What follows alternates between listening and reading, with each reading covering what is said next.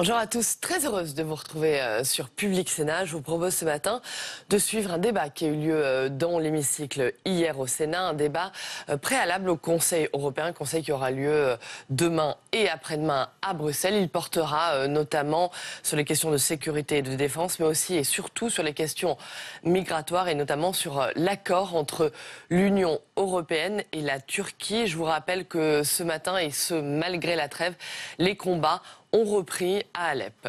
Voilà, tout de suite donc, je vous propose d'écouter ce débat dans l'hémicycle.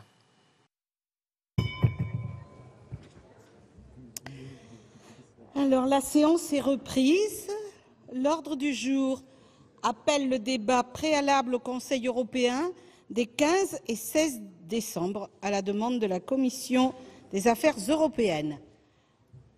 La parole est à Monsieur Harlem Désir, secrétaire d'État chargé des affaires européennes.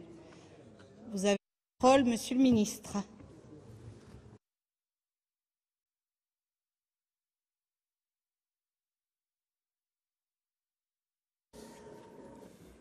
Madame la Présidente, Monsieur le Président de la Commission des affaires européennes, Monsieur le Vice-président de la Commission des affaires étrangères, Mesdames et Messieurs les sénateurs, le Conseil européen qui se tiendra jeudi prochain à Bruxelles doit être une étape essentielle dans la mise en œuvre des priorités qui avaient été fixées à Bratislava, qu'il s'agisse de la réponse européenne à la crise des migrations, des questions de sécurité et de défense européenne ou des questions économiques, sociales et de soutien à la jeunesse européenne. Je commencerai par les migrations. Un pas important a été franchi au cours des derniers mois avec la transformation que nous souhaitions de l'agence Frontex en corps européen de garde-côtes et de garde-frontières, dont le mandat est désormais élargi et qui sera doté d'une réserve mobilisable permanente de 1 500 agents fournis par tous les États membres. Nous avons également engagé devant le Parlement européen la révision du code frontière Schengen et des travaux législatifs doivent commencer sur le système ETIAS de contrôle systématique et électronique des entrées et des sorties dans l'espace Schengen. Ces législations doivent maintenant connaître un examen le plus rapide possible. De même, la France insiste sur le respect des principes de responsabilité et de solidarité en matière de migration, qu'il s'agisse de l'asile et en particulier du contrôle de l'enregistrement des réfugiés dans les pays de première entrée, c'est là le principe de responsabilité, ainsi que l'organisation des retours, des réadmissions pour les immigrants illégaux. Donc il faut évidemment qu'il y ait des accords de réadmission qui soient établis avec les pays de provenance, et principe de solidarité de l'ensemble des États membres dans l'accueil des réfugiés et dans le soutien aux pays de premier accueil. Et je veux souligner que la France, de ce point de vue, parce qu'elle est le premier pays pour les relocalisations de réfugiés en provenance de la Grèce, a montré que l'on pouvait assumer ses responsabilités. Nous demandons à tous les États membres de le faire. Mais le Conseil européen se penchera plus spécifiquement sur la dimension externe de la politique migratoire européenne. Le Conseil devrait en particulier souligner, pour commencer, l'importance de continuer à mettre en œuvre la déclaration conjointe Union européenne-Turquie du mois de mars dernier dans toutes ses dimensions, afin de continuer à maîtriser les flux migratoires en Méditerranée orientale. Et malheureusement, nous assistons de nouveau à une certaine augmentation de ces flux. Ils sont de l'ordre de 200 arrivées par jour. C'était descendu à moins de 100. Nous sommes heureusement très loin des 1500 à 2000 personnes par jour qui arrivaient avant cet accord en provenance de Turquie vers la Grèce, avec une multiplication, vous le savez, des drames, des naufrages. Mais nous devons insister sur le fait que la Turquie doit respecter ses engagements en matière de lutte contre les passeurs et contre l'immigration illégale. Certains États membres pourraient être tentés, comme l'Autriche et les Pays-Bas l'ont fait ce matin à l'occasion de la réunion du Conseil Affaires Générales, où je m'étais rendu à Bruxelles et où nous débattions de la politique d'élargissement, de soulever à cette occasion la question plus générale du dialogue avec la Turquie et d'une suspension de ce dialogue. Pour nous, il est clair que si la Turquie a le droit de se défendre contre les putschistes et après la tentative de coup d'État du 15 juillet dernier, ou contre les terroristes qui ont encore frappé la Turquie ces derniers jours, et nous les combattons avec elle, les réseaux terroristes. La Turquie doit le faire dans le respect de l'état de droit et de manière proportionnée. Or, les évolutions de ces dernières semaines sont à cet égard préoccupantes et même graves, et l'Union européenne a exprimé avec force son inquiétude le 8 novembre dernier face à la répression qui touche des députés kurdes, des journalistes, des universitaires, qui n'ont rien à voir ni avec le coup d'État du 15 juillet, ni avec les attentats terroristes. Le dialogue avec la Turquie doit donc se poursuivre sur la base de la clarté et de la fermeté. À cet égard, ce matin, il a été convenu qu'aucun chapitre de négociation ne peut être ouvert dans les circonstances actuelles, mais au Conseil européen, il sera rappelé, je l'ai dit, que la Turquie, qui est un partenaire stratégique de l'Union européenne en matière de sécurité, de lutte contre le terrorisme et de lutte contre les immigrations illégales, les trafiquants d'êtres humains, doit tenir ses engagements, ceux qui ont été convenus dans l'accord du 25 mars. Au-delà de cet accord Union européenne-Turquie, il faut agir sur les causes profondes des migrations, d'où qu'elles viennent, et notamment, compte tenu de ce qui se passe en Méditerranée centrale et des arrivées importantes de migrants en Italie, sur les causes des migrations en provenance d'Afrique. Il y a évidemment l'action diplomatique qui doit être menée pour trouver une solution à la situation de la Libye, mais les chefs d'État ou de gouvernement feront aussi le point sur les premiers résultats du cadre de partenariat renforcé initié avec 5 pays prioritaires en Afrique, l'Éthiopie, le Niger, le Nigeria, le Mali et le Sénégal. Un premier accord a d'ailleurs été signé avec le Mali dimanche dernier et il en sera rendu compte. L'élargissement géographique éventuel de ces pactes migratoires au-delà de ces 5 pays pourra être envisagé en fonction, nous le pensons d'abord, des premiers résultats concrets que donneront ces partenariats avec ces premiers pays et évidemment en tenant compte des possibilités financières de l'Union. Il s'agit d'aider ces pays dans leur développement économique, de faire en sorte en particulier que les jeunes puissent y rester, y trouver une formation, un emploi, de renforcer aussi leur capacité de contrôle de leurs propres frontières et de lutte contre les trafiquants d'êtres humains, d'avoir avec eux aussi des accords en matière d'asile, de reconduite à la frontière des demandes infondées d'asile, des demandeurs non fondés à revendiquer l'asile en Europe et des migrants en situation illégale. Au titre de cette action en profondeur, il faut aussi saluer l'accord qui a été trouvé au Conseil sur le Fonds européen de développement durable ainsi que sur le mandat externe de la Banque européenne d'investissement, ce qui permet de compléter les instruments dont dispose l'Union européenne dans le prolongement des décisions qui avaient été prises lors du sommet de La Valette entre l'Union européenne et les États africains. Le deuxième grand sujet qui sera à l'ordre du jour de ce Conseil européen sera la politique de défense commune et les questions de sécurité. C'est le point sur lequel sont attendues les avancées les plus nouvelles et elles sont d'une grande importance. L'Europe doit se donner les moyens d'assumer davantage de responsabilités en matière de défense. Personne n'assurera la sécurité des Européens à leur place. C'est là un message sur lequel la France insiste depuis longtemps. Et c'est aussi maintenant une volonté qui est exprimée en commun avec plusieurs de nos partenaires, et notamment avec l'Allemagne, puisque vous le savez, les ministres des Affaires étrangères et les ministres de la Défense, français et allemands, ont publié cet été et cet automne des documents de propositions qui ont été la base des débats du Conseil Affaires étrangères qui s'est réuni le 14 novembre. Ce Conseil Affaires étrangères du 14 novembre est une pierre très importante sur ce chemin, parce qu'il a permis d'enregistrer des avancées tout à fait significatives dans le domaine de la politique de sécurité et de défense commune. Et depuis, la Commission a également présenté le 30 novembre un plan d'action européen pour la défense, dans lequel elle propose notamment la création d'un fonds européen de la défense afin de soutenir les investissements dans la recherche et le développement conjoint d'équipements et de technologies de défense, ainsi qu'un recours aux fonds structurels et à la Banque européenne d'investissement en appui à l'industrie de défense. Donc, pour nous, ce qui est important d'abord, c'est que le Conseil européen, que les chefs d'État et de gouvernement endossent les conclusions du Conseil du 14 novembre, qui sont elles-mêmes des conséquences, de notre point de vue, de la mise en œuvre de la stratégie globale de sécurité de l'Union européenne. Mais maintenant, et nous l'avons souhaité, il faut que les impulsions nécessaires soient données pour que l'on passe aux travaux pratiques, dans le domaine des financements, dans le domaine de l'organisation, dans le domaine de la coopération. Nous souhaitons également qu'une revue européenne annuelle de défense soit effectuée désormais sous la coordination des États membres, qui instaurera une sorte de semestre européen de défense, qui permettra d'évaluer les besoins en capacité, les besoins de progrès en matière de coordination, en matière d'interopérabilité, en matière aussi de soutien à nos industries de défense. Car les efforts doivent être mieux partagés sur le plan financier, et nous rappellerons l'objectif qu'ont convenu tous ceux des États membres qui sont par ailleurs membres de l'OTAN de consacrer 2% de leur PIB à la défense, comme la France a décidé de le faire.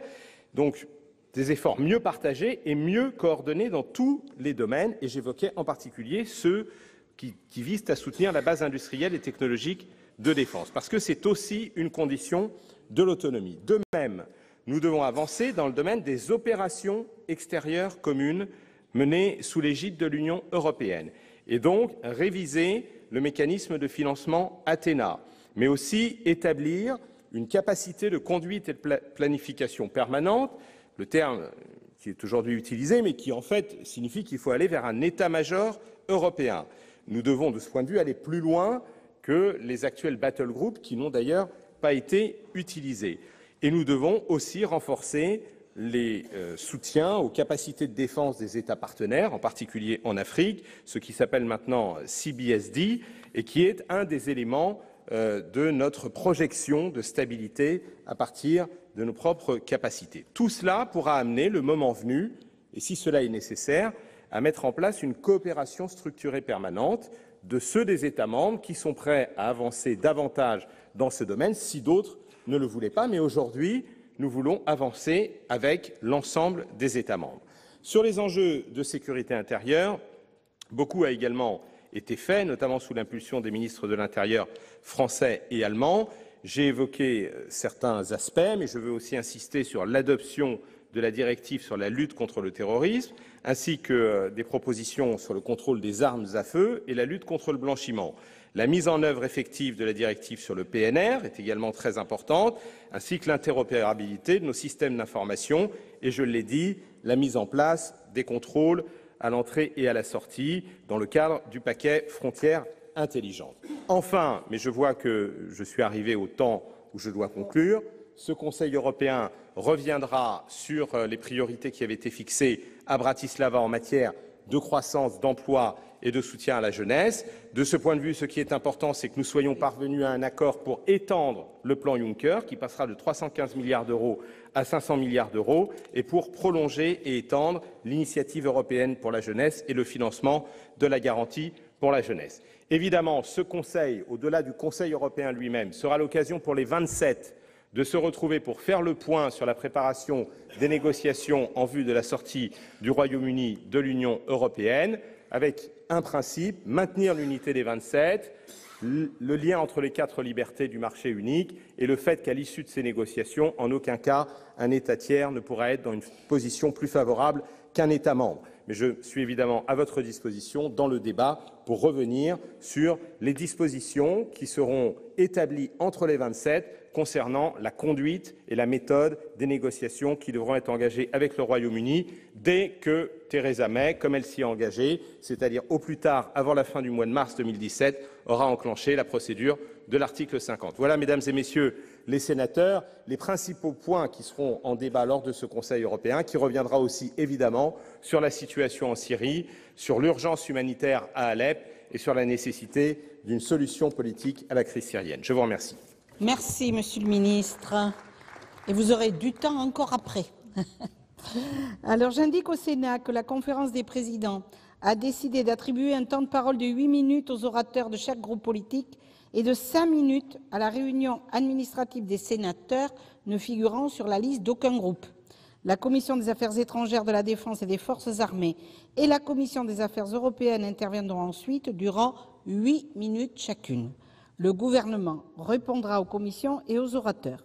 Puis nous aurons, pour une durée d'1 heure maximum, une série de questions avec la réponse immédiate du gouvernement ou de la Commission des affaires européennes. Dans la suite du débat, la parole est aux orateurs des groupes et nous débutons par M. Didier Marie pour le groupe socialiste et républicain, et ce pour 8 minutes. Madame la Présidente, Monsieur le Ministre, Monsieur le Président de la Commission des Affaires européennes, Monsieur le Vice-président de la Commission des Affaires étrangères, Monsieur le Président de la Commission des Affaires étrangères, excusez-moi, chers collègues. À la veille des 60 ans du traité de Rome, l'Europe est confrontée à la montée des populismes sur fond de crise des migrants, de crise économique et de crise institutionnelle. Face à la mondialisation qui, de promesses de prospérité, est devenue source d'insécurité, nos concitoyens s'inquiètent et le manifestent. La vague populiste et xénophobe frappe partout et défie tous les pronostics. Brexit, élection de M. Trump, refus de l'accord avec l'Ukraine par les Pays-Bas, non au référendum proposé par M. Matteo Renzi et frayeur électorale en Autriche. La tentation du repli gagne du terrain, chez nous aussi. Nos concitoyens ont trop entendu depuis des années que l'Europe était la cause de leurs problèmes, rarement la solution. Et pourtant, qui peut croire que séparément les États de l'Union pourraient rivaliser avec les géants américains, russes ou chinois? Qui peut croire que les banques italiennes, aujourd'hui dans la tourmente, pourront s'en sortir sans l'appui des mécanismes de stabilisation de la zone euro et en particulier des garde-fous de l'union bancaire? Alors qu'à nos frontières, messieurs Trump, Poutine et Erdogan n'aspirent qu'à l'affaiblissement de la maison européenne, l'Union doit se ressaisir, elle doit réagir, et cela dès le sommet du 15 décembre prochain. Il faut regagner la confiance, indiquer la route que l'on veut suivre, apporter des réponses aux inquiétudes. Tout d'abord, répondre à l'urgence, celle de l'arrivée massive des migrants, à la crise humanitaire qu'elle représente et à l'inquiétude de l'opinion publique qu'elle suscite. Si l'accord avec la Turquie a eu le mérite de stopper les flux vers la Grèce et les naufrages, il ne résoudra pas la crise des réfugiés à lui seul. À court terme, il ne peut être un prétexte pour ne pas exercer notre devoir de solidarité à l'égard des pays les plus exposés. Il ne peut y avoir de solidarité à la carte et encore moins de solidarité flexible, comme indiqué dans les conclusions de Bratislava. Fermeté et solidarité, responsabilité et humanité, voilà les valeurs qu'il faut porter. À moyen terme, cet accord ne peut se substituer à la construction d'une politique commune d'immigration et d'asile. On ne peut pas se contenter d'externaliser le traitement de l'asile. L'Europe doit accueillir, réguler et protéger, en particulier les mineurs. Elle doit également prévenir les flux migratoires à venir. Pour cela, elle doit muscler son aide au développement, coopérer avec ses voisins en déployant des partenariats et en mettant en œuvre son nouveau plan d'investissement extérieur afin de soutenir leur croissance et leur stabilité. L'Europe doit s'ériger comme un rempart de l'état de droit. Elle doit donc être exigeante avec la Turquie. Les purges continuelles menées depuis la tentative de coup d'État sont inacceptables. Progressivement, ce sont les principes de l'état de droit qui sont démantelés. Les atteintes à l'indépendance du pouvoir judiciaire et la liberté d'expression ne sont pas tolérables. Et celles portées aux droits fondamentaux par certains gouvernements à l'intérieur même de l'Union européenne sont tout autant inadmissibles. Dans ce cadre, nous saluons le rapport adopté par le Parlement européen la semaine dernière, demandant la création d'un mécanisme de l'Union visant à garantir la démocratie dans l'ensemble de l'Europe et qui rappelle que nous partageons une communauté de valeurs. L'Europe doit assurer sa sécurité. La crise migratoire et les attentats terroristes ont mis Schengen au banc des accusés et l'ont plongé dans un état comateux. Il est urgent de mettre en œuvre les mesures qui doivent éviter sa disparition par l'effet de la réintroduction unilatérale et en dehors des règles communes des contrôles aux frontières intérieures. Schengen est la solution, pas le problème. L'environnement stratégique dans lequel l'Europe évolue amène à poser la question de la sécurité sous un jour nouveau. La création d'un corps de garde-frontières va dans ce sens, il doit être déployé rapidement. Au-delà, ce sont les outils Europol, Eurojust, les capacités de renseignement qui doivent être développées et confortées. De même, alors que le Royaume-Uni bloquait toute progression en matière de défense européenne, le Brexit éclaircit l'horizon des possibles. Le couple franco-allemand avance un certain nombre de propositions au sein d'une feuille de route pouvant être réalisée à court et moyen terme. Une chaîne de commandement permanente, un renforcement de l'Eurocorps, une réforme du mécanisme Athena permettant d'étendre le champ du financement commun. Même si les avancées du sommet de Bratislava restent timides, l'impulsion est là. La Commission européenne, avec la mise en œuvre de sa stratégie de sécurité et de défense, reprend une partie de ses propositions. Doté de 5 milliards d'euros, ce plan permettra le financement des activités de recherche et donc de soutenir l'industrie européenne de l'armement. Alors que le nouveau président américain semble rétrograder l'Europe dans la hiérarchie des priorités stratégiques des États-Unis, il est temps que les Européens se dotent d'une défense commune intégrée. Le second défi concerne la croissance. Alors que bon nombre de nos concitoyens reprochent non sans raison à l'Union européenne son orthodoxie budgétaire et ses politiques récessives, démontrons qu'elle dispose des leviers nécessaires à la relance de l'investissement et à la construction d'un véritable pilier social. Saluons en cela le doublement du plan Juncker et proposons d'aller plus loin en introduisant des conditions à l'accès aux garanties, notamment en faveur de l'embauche des jeunes. Félicitons-nous des rallonges budgétaires de 500 millions d'euros pour l'emploi des jeunes et de 200 millions pour les programmes de soutien à la croissance au budget 2017. Soutenons par ailleurs la demande des États membres pour créer un fonds commun pour la recherche. Autant d'inflexions positives. Cependant, le retour de la croissance nécessite plus. Plus d'investissements, c'est un budget européen renforcé par des ressources propres, assises sur l'impôt sur les sociétés et sur une taxe sur les transactions financières. C'est le renforcement de l'union économique et monétaire, la finalisation de l'union bancaire, une gouvernance de la zone euro et une négociation pour un futur cadre financier pluriannuel plus ambitieux. Plus de croissance, c'est moins de concurrence déloyale. C'est une réelle convergence fiscale et un projet social qui fixe un socle de droits sociaux pour lutter contre la course au moins-disant. Harmonisons la TVA, fixons un salaire minimum européen, luttons contre les fraudes au travail détaché qui minent la confiance des salariés, obtenons, comme le veut le gouvernement, une rémunération équivalente pour les travailleurs détachés à celle des travailleurs du pays d'accueil. Assurons-nous que les normes actuelles, comme l'accès à la sécurité sociale, s'appliquent aux nouveaux types d'emploi. Dans le prolongement du succès de la conférence de Paris sur le climat, menons aussi nos réformes au service de la transition énergétique. L'Europe est à un tournant. La souveraineté partagée n'a pas suffi ni à Schengen pour construire une politique commune d'asile et d'immigration, ni à Maastricht pour une politique économique européenne synonyme de croissance. La politique des petits pas n'est plus adaptée. Elle se traduit par du trop peu, trop tard. Il faut passer de la coopération et de la règle de l'unanimité à la réalité d'une véritable politique européenne. Cela signifie qu'il faut aborder les questions institutionnelles, y compris les plus sensibles, en termes de transfert de souveraineté. L'Union européenne a déçu. Bon nombre de ses citoyens s'en sont détournés. Alors aujourd'hui, à la veille de son anniversaire, soit l'Union européenne se délite, soit elle décide d'être vraiment solidaire, d'agir pour l'intérêt général de ses peuples, de soutenir les jeunes et la transition écologique, de lutter vraiment contre l'évasion fiscale, d'accompagner la révolution numérique et d'élaborer une nouvelle doctrine de politique commerciale imposant la réciprocité et refusant l'Europe offerte. L'Europe doit être recentrée autour des valeurs de citoyenneté, de solidarité, de lutte contre les inégalités et de défense des droits fondamentaux. La 60e année du traité de Rome est un rendez-vous d'étape pour enfin sortir des différentes crises européennes. C'est l'occasion à ne pas manquer pour réaffirmer les volontés, pour rappeler que c'est avec le citoyen et pour lui que l'Europe se construit. La France porte avec l'Allemagne l'immense responsabilité de faire bouger les lignes et nous comptons, Monsieur le Ministre, sur votre engagement et celui du gouvernement pour que ce sommet ouvre de nouvelles perspectives. Je vous remercie. Merci. La parole à Madame Fabienne Keller pour le groupe Les Républicains. Madame la Présidente, Monsieur le Ministre, Monsieur le Président de la Commission des Affaires européennes, Monsieur le Président de la Commission des Affaires étrangères, mes chers collègues, l'ordre du jour du prochain Conseil européen sera une nouvelle fois riche de sujets fondamentaux pour l'avenir d'une Europe toujours en grande difficulté. En premier lieu, les chefs d'État, Monsieur le Ministre, vous l'avez longuement évoqué, reviendront à nouveau sur la crise migratoire.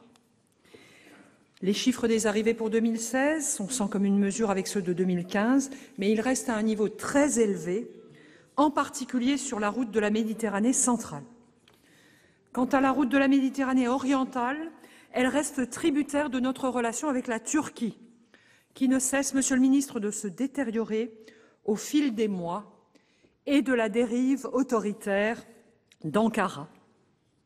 Alors que le président Erdogan menace d'ouvrir en grand les frontières de son pays, s'il n'obtient pas ce qu'il souhaite de l'Europe, il apparaît urgent que celle-ci soit véritablement en capacité de gérer les crises migratoires de manière autonome. Et rien ne permet à ce stade d'affirmer que ce soit le cas.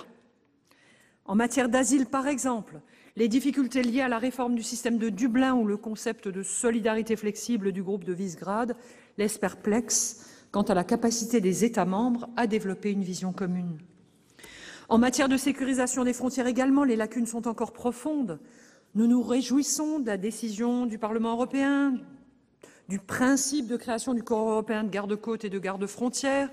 Cela a été fait en un temps plutôt record. Mais ce corps doit désormais faire ses preuves. Il devra surtout pouvoir s'appuyer sur une implication sans faille de tous les États membres. Or, jusqu'à présent, celle-ci a fait défaut et ne s'est pas hissée, Monsieur le Ministre, à la hauteur des enjeux, que ces enjeux soient strictement migratoires ou plus largement sécuritaires. Dans ce domaine, des progrès ont été réalisés au niveau communautaire, mais c'est avant tout des États que dépend la mise en œuvre des politiques et des décisions communes. C'est à eux de se saisir des outils européens qui peuvent leur permettre de renforcer leur coopération. En particulier, le partage des informations contenues dans les fichiers de police et de sécurité est tout à fait crucial. Or, nous constatons encore de trop fortes disparités à cet égard. Au-delà des améliorations à apporter à ces fichiers, au niveau de leur accessibilité et de leur interopérabilité, il faut impérativement inciter les États à développer cette culture du partage des informations et de la coopération opérationnelle qui est tellement essentielle.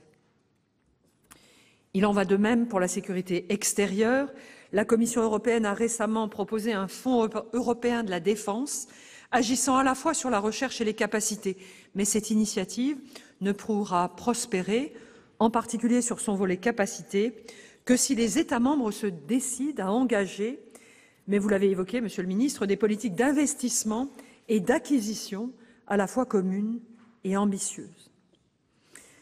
C'est ainsi qu'en termes de migration comme de sécurité, une prise de conscience semble avoir eu lieu au niveau européen. Elle doit désormais trouver dans chaque État membre un relais efficace pour répondre concrètement aux attentes extrêmement fortes de nos concitoyens. Un mot, Monsieur le Ministre, sur le fonds d'investissement dit fonds Juncker, dans le domaine économique cette fois. Le doublement de la durée de la capacité financière de ce fonds est tout à fait positif pour relancer l'investissement et favoriser la croissance et l'emploi. Son incidence économique a été évaluée et semble très positif, mais dans un contexte économique toujours incertain, il faudra bien que les États membres assurent le relais de ce dispositif en mettant en place un environnement favorable, singulièrement en France, que ce soit par des réformes structurelles ou la levée d'obstacles réglementaires. Permettez-moi, chers collègues, messieurs les présidents, d'aborder maintenant quelques instants le Brexit, qui n'est pas officiellement prévu pendant les débats, mais pendant le dîner. Sacré menu, hein, le Brexit au dîner. Cette semaine, l'horizon s'est légèrement dégagé sur le front du Brexit. La stratégie britannique n'est pas encore claire, mais le calendrier, vous le savez, est confirmé. Nous savons que l'article 50 sera mis en œuvre par le Royaume-Uni autour du 30 mars. La Haute Cour a contraint le gouvernement britannique à demander l'accord du Parlement pour mettre en œuvre l'article 50. Le gouvernement qui souhaite garder les mains libres a fait appel devant la Cour suprême, laquelle délibère. Quelle que soit la position de la Cour suprême, il est clair que le gouvernement britannique ne craint plus aujourd'hui de passer devant le Parlement. En effet, la semaine dernière, le Parti travailliste a présenté une motion demandant que l'article 50 soit mis en œuvre fin mars. Le gouvernement a fait amender la motion de manière à faire déclarer aux députés qu'ils s'engageaient, je cite, à respecter le souhait exprimé par le Royaume-Uni lors du référendum du 23 juin. En contrepartie, le gouvernement acceptait le butoir de fin mars, ainsi que la présentation du Parlement de sa feuille de route et de ses intentions sur la négociation à venir. La motion est passée à 448 pour et 92 contre. Bien que ce soit qu'une motion, elle est politiquement très symbolique, très forte, et c'est un premier succès pour Madame May et le signe d'une réconciliation avec le Parlement qui ôte de sa force à toute décision à venir de la Cour suprême. En effet, il sera difficile aux députés de revenir sur leur position dans la loi qui leur sera soumise pour cette mise en œuvre. Deux autres points progressent, chers collègues. Premièrement, Bruxelles évoque une négociation de 18 mois sur les modalités pratiques du divorce. Ces modalités sont largement financières. Deuxièmement, l'idée d'un accord transitoire pour encadrer les relations Royaume-Uni-Union européenne après le divorce et avant un nouvel accord définitif progresse. En revanche, Bruxelles, qui est déterminée à maintenir la cohésion des 27 États membres restants, maintient sa position de départ, qui consiste à n'accorder aucun accès au marché unique sans paiement d'un droit d'entrée et sans contrepartie de la libre circulation des personnes. Enfin, une très grande incertitude plane encore sur la future stratégie de négociation des Britanniques. Cette incertitude fait craindre un hard Brexit, un Brexit dur. Sorry, hard Brexit, ça se dit comme ça. C'est-à-dire une sortie de l'Union européenne sans accord, sans accès au marché unique et sans union douanière. Et si l'on part sur la base d'un hard Brexit pour entamer les négociations, comme cela se profile aujourd'hui, il faudra considérer que Londres comme Bruxelles sont gouvernées prioritairement par des considérations politiques et non par leurs intérêts économiques bien compris. Toutefois, comme une absence de relation entre le Royaume-Uni et l'Union européenne n'est pas concevable, vous me permettrez d'appeler solennellement de mes vœux, pour faire cesser l'incertitude, un accord, fût-il provisoire, sur la circulation des marchandises en libre-échange et sur une bonne coopération en matière de sécurité. Voilà, chers collègues, quelques éléments que je souhaitais partager avec vous sur le Brexit, mais aussi sur les autres points à l'ordre du jour de ce Conseil européen important. Et comme mon collègue qui m'a précédé, je voudrais sur ces dossiers appeler de mes vœux des initiatives fortes de ce couple qui nous manque tant depuis quelques années, qui est le couple franco-allemand. Je vous remercie. Merci. La parole à Monsieur Jean-Louis Masson pour le groupe des non-inscrits. Madame le Président, Monsieur le Ministre, chers collègues, je crois que nous sommes au niveau de l'Europe arrivés à un tournant et il faudra à un moment donné choisir entre les tenants d'une Europe fédérale et les tenants d'une Europe des nations, d'une Europe au sein de laquelle chacun respecte l'identité et la souveraineté des États voisins. Or, les tenants de la pensée unique, les bien-pensants, toute la pensée dominante, fonctionne dans une logique fédérale, et quand le peuple s'exprime ou quand des élus s'expriment pour formuler des avis divergents, eh bien, ils sont immédiatement taxés de populisme.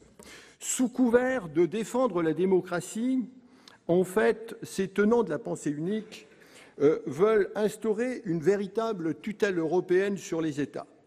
Ils n'acceptent en fait la démocratie que si le résultat des élections va dans leur sens. Ainsi, les électeurs en Grande-Bretagne se sont prononcés. Ils se sont prononcés pour le Brexit. Et pour ma part, je trouve que c'est très bien. En Pologne, ils se sont prononcés. En Hongrie, ils se sont prononcés pour des gouvernements qui, les uns et les autres, estiment que parfois, il faut rétablir des frontières, il ne faut pas laisser filer l'afflux d'immigrés qui arrivent dans tous les sens avec des problèmes inconsidérés. Eh bien, comment des bien-pensants qui donnent des leçons de démocratie peuvent-ils se permettre dans le même temps de mettre en cause l'expression du suffrage universel? C'est-à-dire que les habitants de la Grande-Bretagne, les Américains qui ont élu M. Trump, les Polonais qui ont élu leur gouvernement, les Hongrois qui ont élu leur gouvernement, eh bien, ils n'ont pas le droit de s'exprimer parce qu'ils ne pensent pas comme les tenants de la pensée dominante. Eh bien, moi, je dis que l'Europe, ça ne va vraiment plus. Je me réjouis de certains votes qui ont lieu un peu partout en Europe et que, petit à petit, eh bien, le peuple se révolte. Le peuple se révolte, alors on injurie le peuple, on dit le peuple, ce sont des populistes, ce sont en gros des boiriens, ils n'ont rien compris, nous on est intelligents, les autres ce sont des abrutis. Eh bien non, les autres ce ne sont pas des abrutis, et jour après jour, élection après élection, petit à petit, eh bien les tenants de la pensée unique sont désavoués, et le plus bel exemple, ça a été aux États-Unis avec l'élection de M. Trump.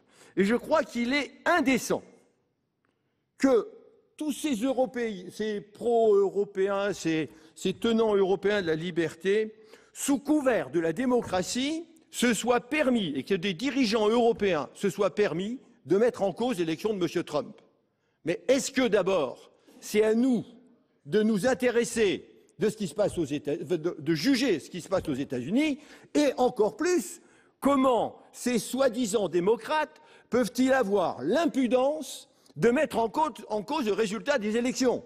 Alors, c'est vrai aux États-Unis, c'est vrai face à M. Orban, et moi je trouve que M. Orban a tout à fait raison, c'est vrai également Non, je vous rappelais que, voilà, vous avez dépassé votre temps. J'ai dépassé mon temps. Bien, je m'arrête, c'est un peu court, mais ça sera pour la prochaine fois, Madame la Présidente. Eh bien voilà, avec plaisir. La parole à Monsieur Michel Bilout pour le groupe communiste, républicain et citoyen.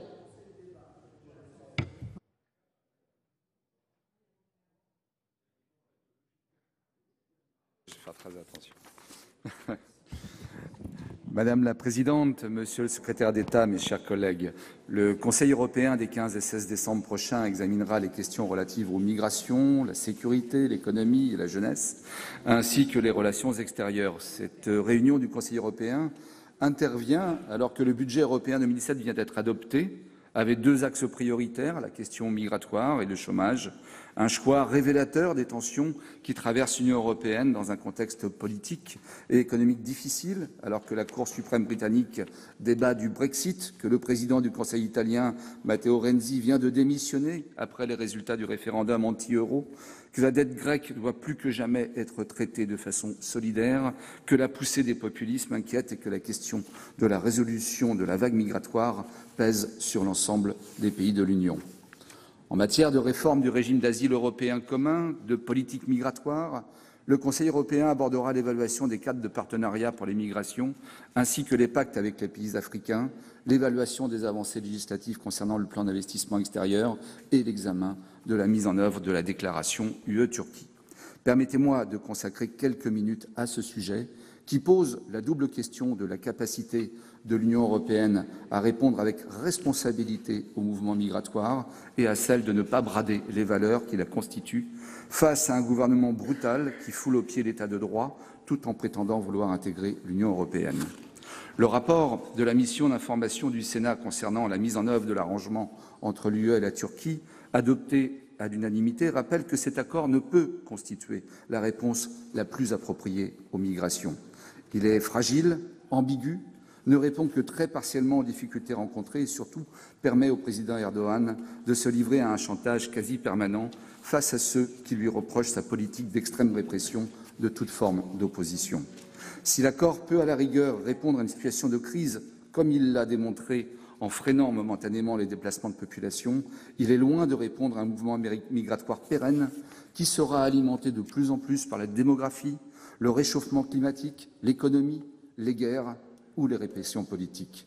C'est pourquoi le rapport de la mission d'information recommande que l'Union européenne se dote rapidement des outils lui permettant d'anticiper et de gérer un phénomène migratoire qui est durable et structurel, l'accompagne d'une politique partenariale ambitieuse avec les pays d'origine et de transit, ainsi que par l'ouverture de nouvelles voies légales de migration dans les pays membres.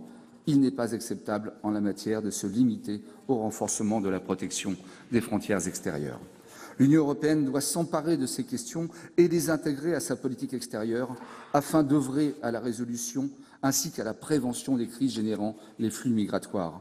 Le drame que vit aujourd'hui la population civile d'Alep montre combien l'action de l'UE en la matière est inopérante. Et que penser des relations qu'entretient l'UE avec la Turquie? Bien sûr, il nous faut condamner l'attentat d'Istanbul avec la plus grande fermeté, comme tous les autres, comme la tentative de coup d'État. Mais cela permet-il de justifier le déplacement forcé de 500 000 Kurdes turcs, comme vient de le révéler un rapport d'Amnesty International, avec leurs biens détruits ou confisqués? Cela permet-il d'accepter que 40 000 personnes aient été placées en détention, 1 125 associations, 35 hôpitaux, 15 universités, 19 syndicats et 934 écoles dissous ou fermées? L'armée, l'éducation nationale et la justice particulièrement visées, 80 000 fonctionnaires suspendus ou révoqués, dont la moitié dans l'éducation nationale. Plusieurs députés et dirigeants du HDP ont été emprisonnés. 37 conseils municipaux, dont 26 dans les localités kurdes administrées par le HDP, ont été démis de leurs fonctions. Les maires emprisonnés eux aussi et remplacés par des administrations placées sous le contrôle de l'AKP. Plus de 2700 mandats d'arrêt ont été émis à l'encontre des juges et des procureurs. La Turquie détient aujourd'hui le triste record mondial du nombre de journalistes poursuivis et emprisonnés. Je vais abréger, Madame la Présidente. Et l'Union européenne reste bien silencieuse. Certes, le Parlement européen a demandé la suspension de la procédure d'adhésion de la Turquie à l'Union européenne, mais celle-ci devra faire preuve de bien plus de fermeté si elle ne veut pas perdre toute crédibilité sur la scène internationale. Il n'est pas bon de laisser croire qu'elle a troqué le rejet d'êtres humains migrants contre une cécité coupable à l'égard d'une répression extrême et intolérable qui se développe aux portes de l'Europe. Merci. La parole à Monsieur Jean-Claude Requier pour le groupe RDSE.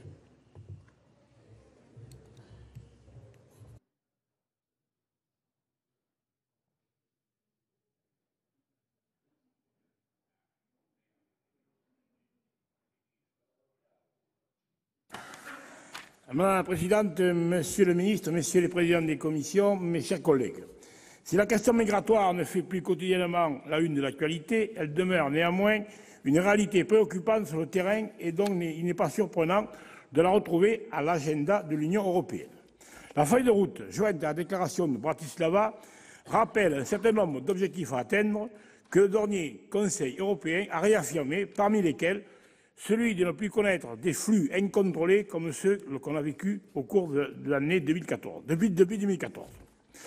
Dans cette perspective, un certain nombre de mesures concrètes ont été mises en œuvre, tardivement c'est vrai, mais aujourd'hui regardons plutôt ce qui a bien marché. D'une façon générale, si l'on s'en tient aux chiffres, on peut dire que l'Union européenne, aidée par la Turquie, a réussi à freiner la pression migratoire sur ses côtes. Dans la Méditerranée orientale, entre la Turquie et la Grèce, on est passé d'environ 2000 arrivées par jour à moins de 80.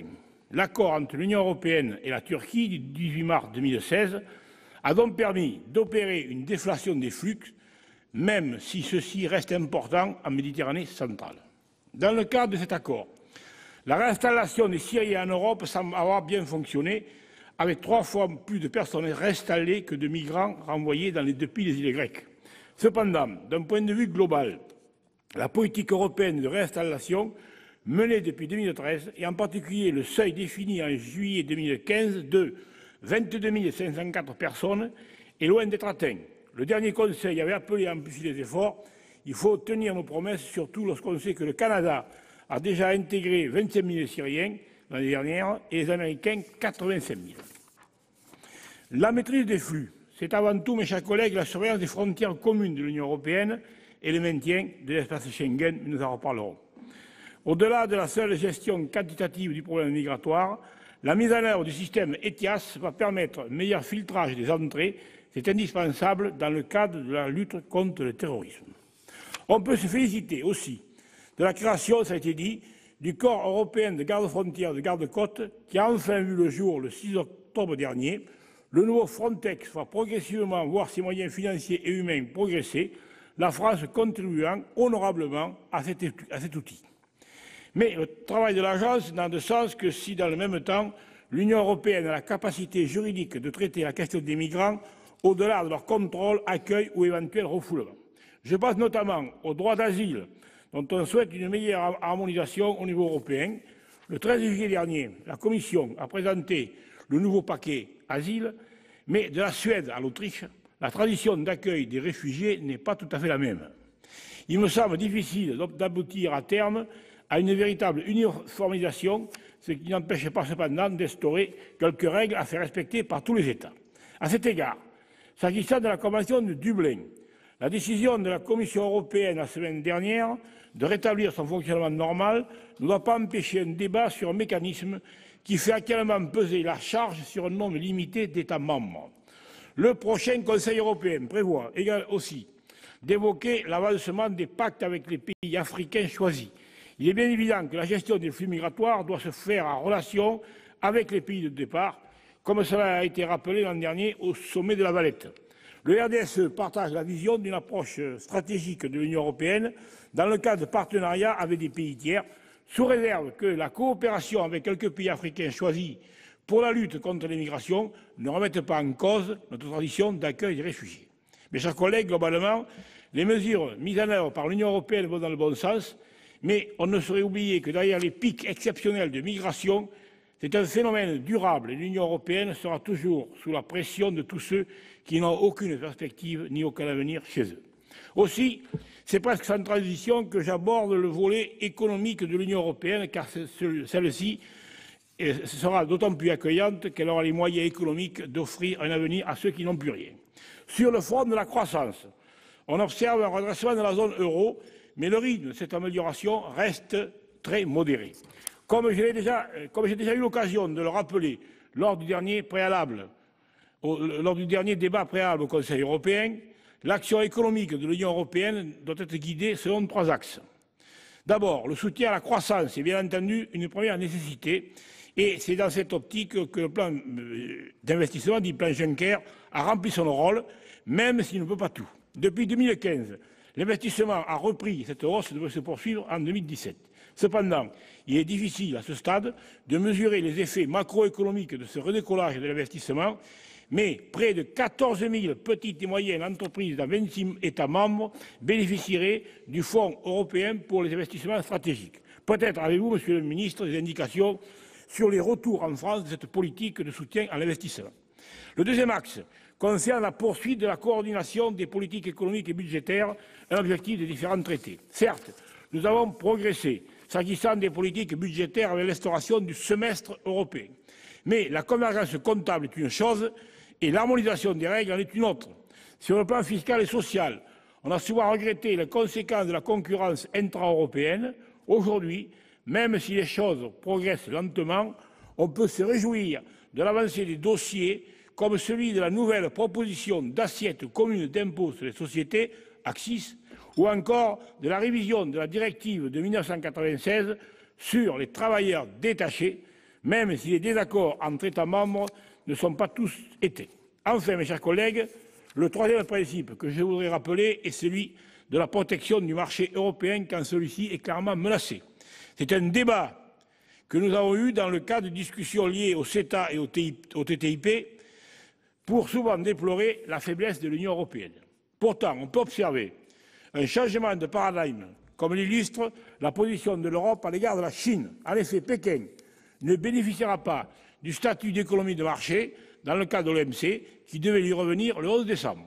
Sans appeler au protectionnisme, qui n'est bon pour personne, l'Union européenne n'a pas intérêt à avoir déferlé sur son marché des produits qui pourraient lui coûter 2% de croissance. Mes chers collègues, le prochain Conseil européen sera le dernier d'une année qui aura vu l'un de ses membres, le Royaume-Uni, se détourner du projet européen. D'autres États membres sont tentés par le repli, comme on le voit avec la montée en leur sein des mouvements populistes et eurosceptiques. Comme l'indique la déclaration de Bratislava, je cite, « L'Europe n'est pas parfaite, mais c'est le meilleur instrument dont nous disposons pour relever les nouveaux défis. » Alors, tâchons de lui donner du sens pour rétablir la confiance avec tous nos concitoyens européens. Nous n'avons pas le choix.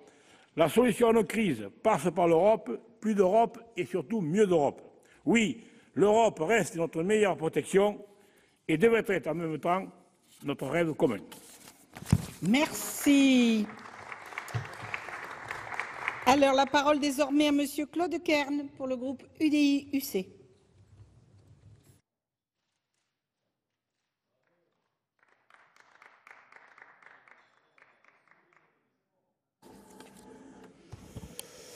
Madame la Présidente, Monsieur le Ministre, Messieurs les Présidents de Commission, mes chers collègues, une nouvelle fois, la Commission des affaires européennes du Sénat nous donne l'occasion de débattre en amont du Conseil européen qui clôturera l'année 2016.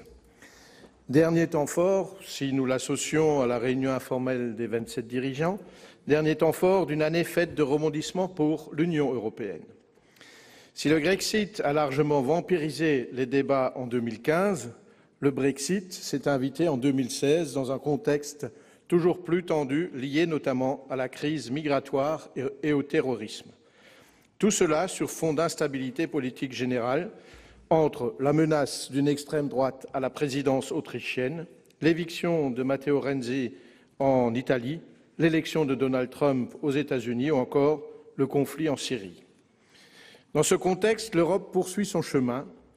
Nos gouvernants poursuivent leur chemin, le chemin vers la dislocation. J'ose le dire, chers collègues, la dislocation. Nous n'avons jamais tant parlé d'Europe que depuis qu'elle va de mal en pis, et je le regrette. Nous le regrettons d'ailleurs tous au sein du groupe UDI-UC qui, vous le savez, a l'Europe chevillée au corps. Pour autant, aucune solution politique forte ne se dégage aujourd'hui. Bien sûr, aucune n'est évidente.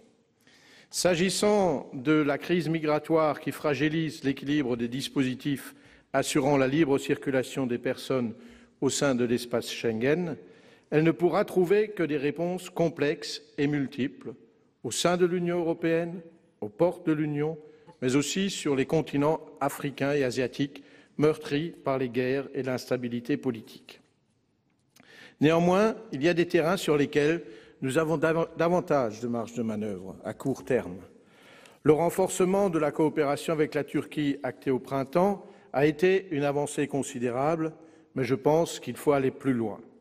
Pour limiter les flux, la Turquie doit aussi aligner sa politique de visa sur celle de l'Europe et ne plus accorder d'exemption de visa aux ressortissants étrangers musulmans.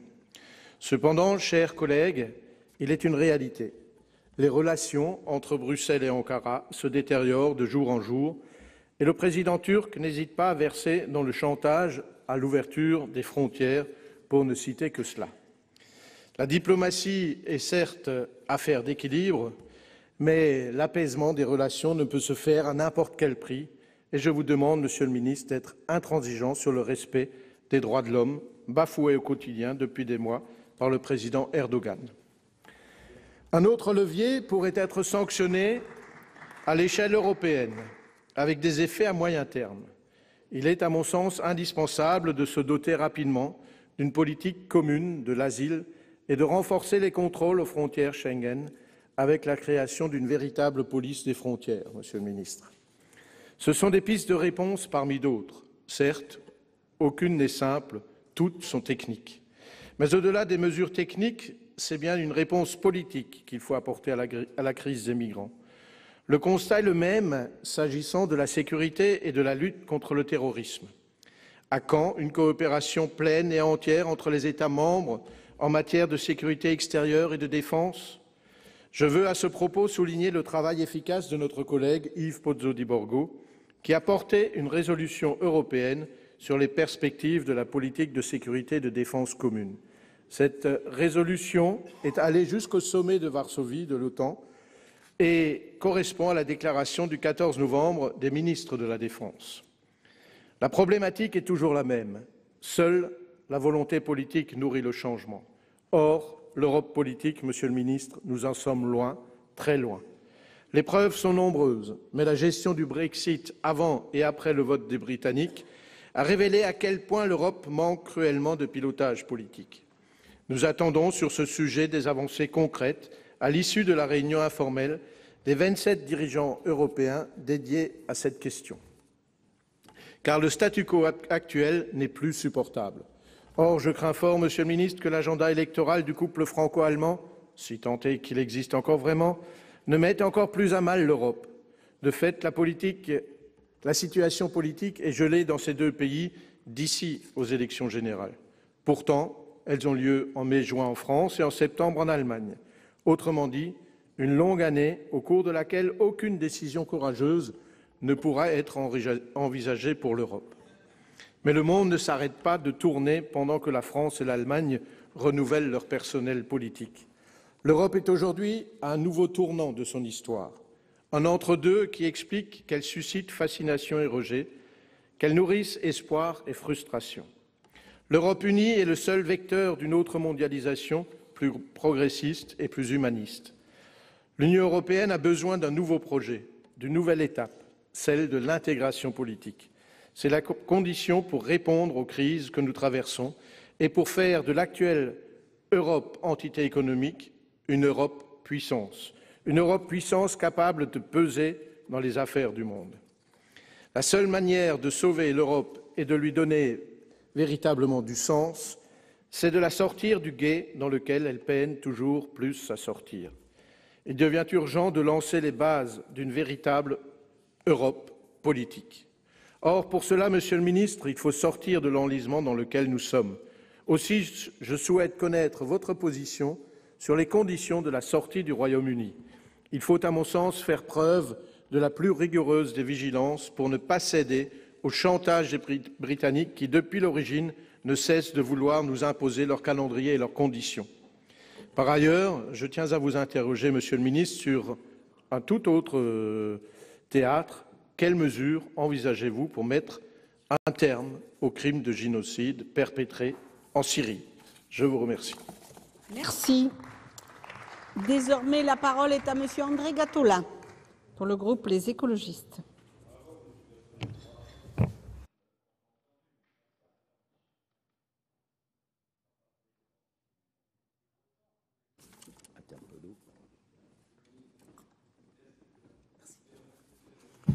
Madame la Présidente, Monsieur le Secrétaire d'État, mes chers collègues, ce Conseil européen de fin d'année, il faut le dire, risque fort d'être expéditif, puisque, exceptionnellement, il ne durera qu'une seule journée. Raccourci, raboté, pour ne pas dire amputé, mais comme toujours avec un ordre du jour pléthorique, nul doute que ce Conseil refermé, il laissera toute latitude aux techniciens de la Commission et des États membres de s'en donner à cœur joie. L'Europe est en crise politique, institutionnelle et démocratique, mais surtout ne changeons rien, docteur Folamour. Ainsi, à l'aube de l'année qui vient, l'année 2017, l'Europe bute notamment sur 2 dossiers explosifs.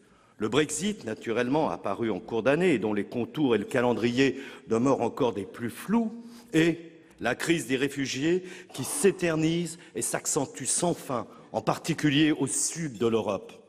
Alors, par manque de temps, je me concentrerai essentiellement sur ce dernier sujet, car en matière, plusieurs axes de la politique européenne seront évoqués lors de ce Conseil. Il y aura d'abord celui des pactes avec les 5 pays africains que sont l'Éthiopie, le Mali, le Niger, le Nigeria et le Sénégal, dans la continuité du plan d'action adopté en 2015 au sommet de La Valette sur l'immigration entre États européens et États africains. En échange d'une politique migratoire ferme et de retour des migrants illégaux, ainsi que d'une surveillance accrue des frontières, l'Union européenne s'engage à renforcer la coopération économique avec les États concernés. Le premier accord a d'ailleurs été signé dimanche dernier avec le Mali. Alors le groupe écologiste, bien évidemment, soutient le renforcement de la politique d'aide au développement envers les pays les plus pauvres, mais pas dans le cadre d'un mélange des genres des plus douteux qui amène à attacher aussi sommairement aide au développement et contrôle migratoire. Ces accords sont d'ailleurs une première un peu inquiétante dans la politique européenne d'aide. Rappelons que le but de la coopération au développement, tel qu'inscrite dans les traités européens, est la réduction de la pauvreté et non pas la gestion internationale de la migration ou la protection de nos frontières extérieures. Vouloir s'attaquer aux racines mêmes des causes migratoires est un objectif fort louable. Mais, Monsieur le Secrétaire d'État, la méthode utilisée est-elle vraiment la bonne? N'aurait-il pas été préférable de lier cette aide au respect des droits humains et à la lutte contre la corruption? Car n'oublions pas que la plupart des régimes africains concernés sont connus pour être instables, loin de briller par leur respect pour les droits de l'homme et trop souvent gangrénés par une corruption endémique. Il n'y a qu'à regarder du côté de l'Éthiopie. Début septembre, la Commission européenne a dû démentir l'information selon laquelle Addis Abeba recevait directement de l'argent du Fonds fiduciaire d'urgence en faveur de l'Afrique. Et elle l'a fait sous la pression des ONG suite à la répression sanglante des manifestants par les forces de l'ordre. Et il n'y a pas plus de 10 jours après l'arrestation arbitraire d'un opposant politique, la Commission est enfin sortie de son silence pour dénoncer les exactions du gouvernement éthiopien. Au passage, la philosophie de ces cadres de coopération est quasi identique à celle qui a guidé l'accord controversé conclu en mars dernier avec la Turquie. Et que ce soit en Éthiopie ou en Turquie, l'Union européenne semble prête à fermer les yeux sur les violations des droits humains. Si la Commission européenne se réjouit des retombées de cet accord, qu'elle se rende bien compte que la mise en œuvre sera ici bien différente. L'envers du décor de ce pacte avec la Turquie cache d'ailleurs une réalité plus inquiétante. Merci. C'est une réalité plus qu'inquiétante. Les arrivées se sont certes taries, mais le nombre de migrants tassés sous des tentes de fortune sur les îles grecques est toujours aussi alarmant. Aussi, les retours vers la Turquie s'élevaient fin septembre à 578, loin de l'objectif affiché de 14 000. Plusieurs raisons à cette difficile mise en œuvre sont là. Malgré l'envoi d'une quarantaine d'experts nationaux de l'asile de toutes les parties d'Europe, la Grèce reste sous-équipée pour traiter toutes les demandes. Et, fait plus marquant, les officiers grecs de l'asile ont refusé de renvoyer en Turquie un certain nombre de migrants, estimant à juste titre que ce pays n'était pas sûr, et ce d'ailleurs malgré une position contraire du Parlement grec. Nous avons donc là une bombe à retardement que nous avons créée en déléguant nos responsabilités en matière d'asile et de migration à des pays tiers, n'offrant que peu de garanties de respect des droits de l'homme. Et, à défaut de solidarité et au mépris des valeurs inscrites dans nos traités fondateurs, nous nous sommes surtout focalisés sur une gestion extérieure et souvent coercitive de la crise, ainsi que sur la protection de nos frontières extérieures. Nous sous-estimons aussi, il faut le dire, une autre bombe à retardement sur la route de la Méditerranée, celle de l'Italie, car la situation qui frappe aujourd'hui ce pays est dramatique en matière de migration. Nous rentrons avec le président Bizet d'une délégation en Italie cet après-midi où nous avons pu rencontrer les responsables politiques mais aussi les responsables des Nations Unies chargés des réfugiés. Eh bien, il faut bien le dire, ce point aujourd'hui n'est même pas à l'ordre du jour de ce Conseil. Quelle est la situation en Italie? Cette année, 180 000 migrants au moins sont arrivés, battant le triste record de l'année 2014 où il y avait eu 170 000 migrants.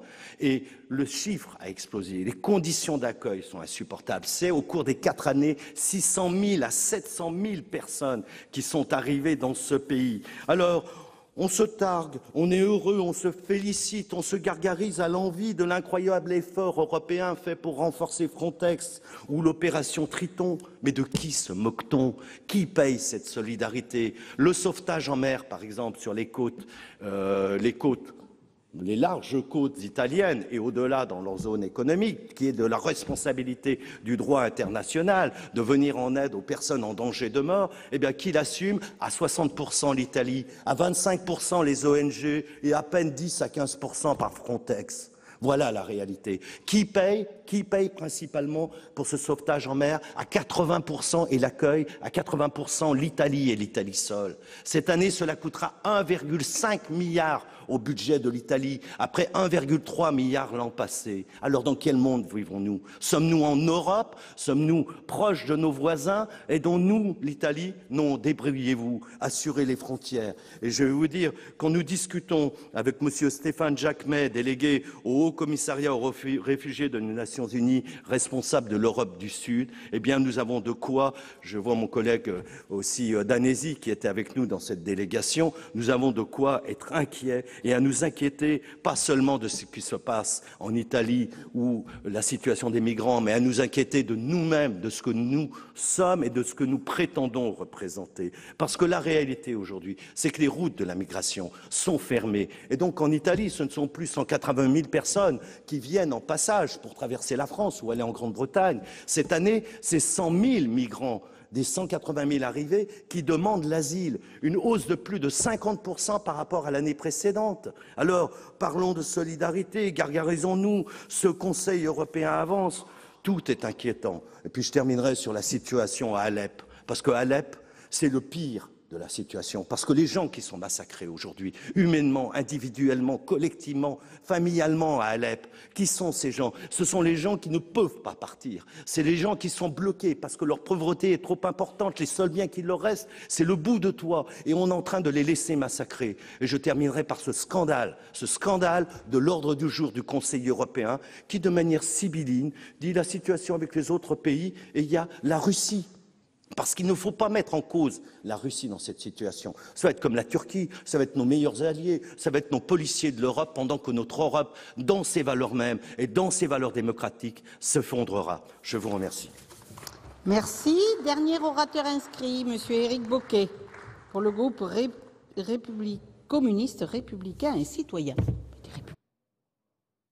Bien, Madame la Présidente, Monsieur le Ministre, Messieurs les Présidents des commissions, mes chers collègues, mon collègue Michel Biou s'est exprimé sur l'ordre du jour du Conseil européen. Pour ma part, je voudrais aborder dans cette brève intervention un sujet qui n'est pas inscrit à l'agenda du prochain sommet. Hier, au cœur de l'Europe, s'ouvrait le procès en appel des lanceurs d'alerte Antoine Deltour et Raphaël Halet. Il est reproché à ces deux lanceurs d'alerte d'avoir dévoilé des accords fiscaux secrets consentis à de grandes multinationales, des accords qui ont eu comme conséquence de faire perdre des milliards d'euros à tous les partenaires européens du Luxembourg. L'évasion fiscale, rappelons-le, coûte chaque année 1 000 milliards d'euros au sein de l'Union européenne, 1 000 milliards d'euros qui manquent au budget des États, c'est presque 6 fois le budget annuel de l'Union, autant d'argent qui pourrait servir une Europe solidaire, une Europe du progrès social. Nous avons tous entendu les discours très volontaristes de M. Juncker à ce sujet. Les révélations permises par les découvertes d'Antoine Deltour ont mis en évidence la faiblesse du taux d'imposition dont ont pu bénéficier les grands groupes, 2 ou 3%, très loin des 29% censés être réclamés par l'administration fiscale du Grand-Duché. Antoine Deltour expliquera quelque temps plus tard qu'il n'avait pas d'idée précise de ce qu'il pourrait faire de ces informations. Je le cite. « Je n'ai jamais été un militant. Non, visiblement, il s'agissait juste de civisme, de dénoncer une pratique choquante. » Fin de citation. L'affaire LuxLeaks a provoqué un véritable séisme, comme cela fut le cas après les Panama Papers, les affaires Offshore Leaks, UBS, HSBC ou encore Cahuzac. Décidément, oui, les affaires se suivent et se ressemblent. Monsieur le ministre, un rapport récent, publié par de nombreuses ONG internationales, le 15 novembre dernier, qui associe dans notre pays les associations CCFD, Terre Solidaire et Oxfam France, met en évidence la progression spectaculaire du nombre de rescrits fiscaux dans les mois qui ont suivi les révélations de l'affaire LuxLeaks. Ce nombre était de 547 en 2013, passant à 972 en 2014, pour atteindre finalement 1444 à la fin de 2015, soit une augmentation de 160% entre 2013 et 2015. Les augmentations les plus fortes ayant été constatées en Belgique et au Luxembourg, après le scandale LuxLeaks, plus 248% en Belgique, plus 50% pour le Luxembourg en une seule année. Le projet européen solidaire et social auquel les peuples aspirent est miné par cette compétition fiscale sans fin qui prive les États des ressources qui leur permettraient de répondre aux besoins des peuples. Il est urgent d'avancer dans le chantier de l'harmonisation fiscale, par l'assiette et par les taux, d'une part, et de la transparence des grands groupes, d'autre part. Faute d'engager cet immense chantier, nous pouvons craindre les pires replis, l'exacerbation des tensions, un accroissement d'une forme de désespérance qui peut mener, chacun le sait, aux pires excès.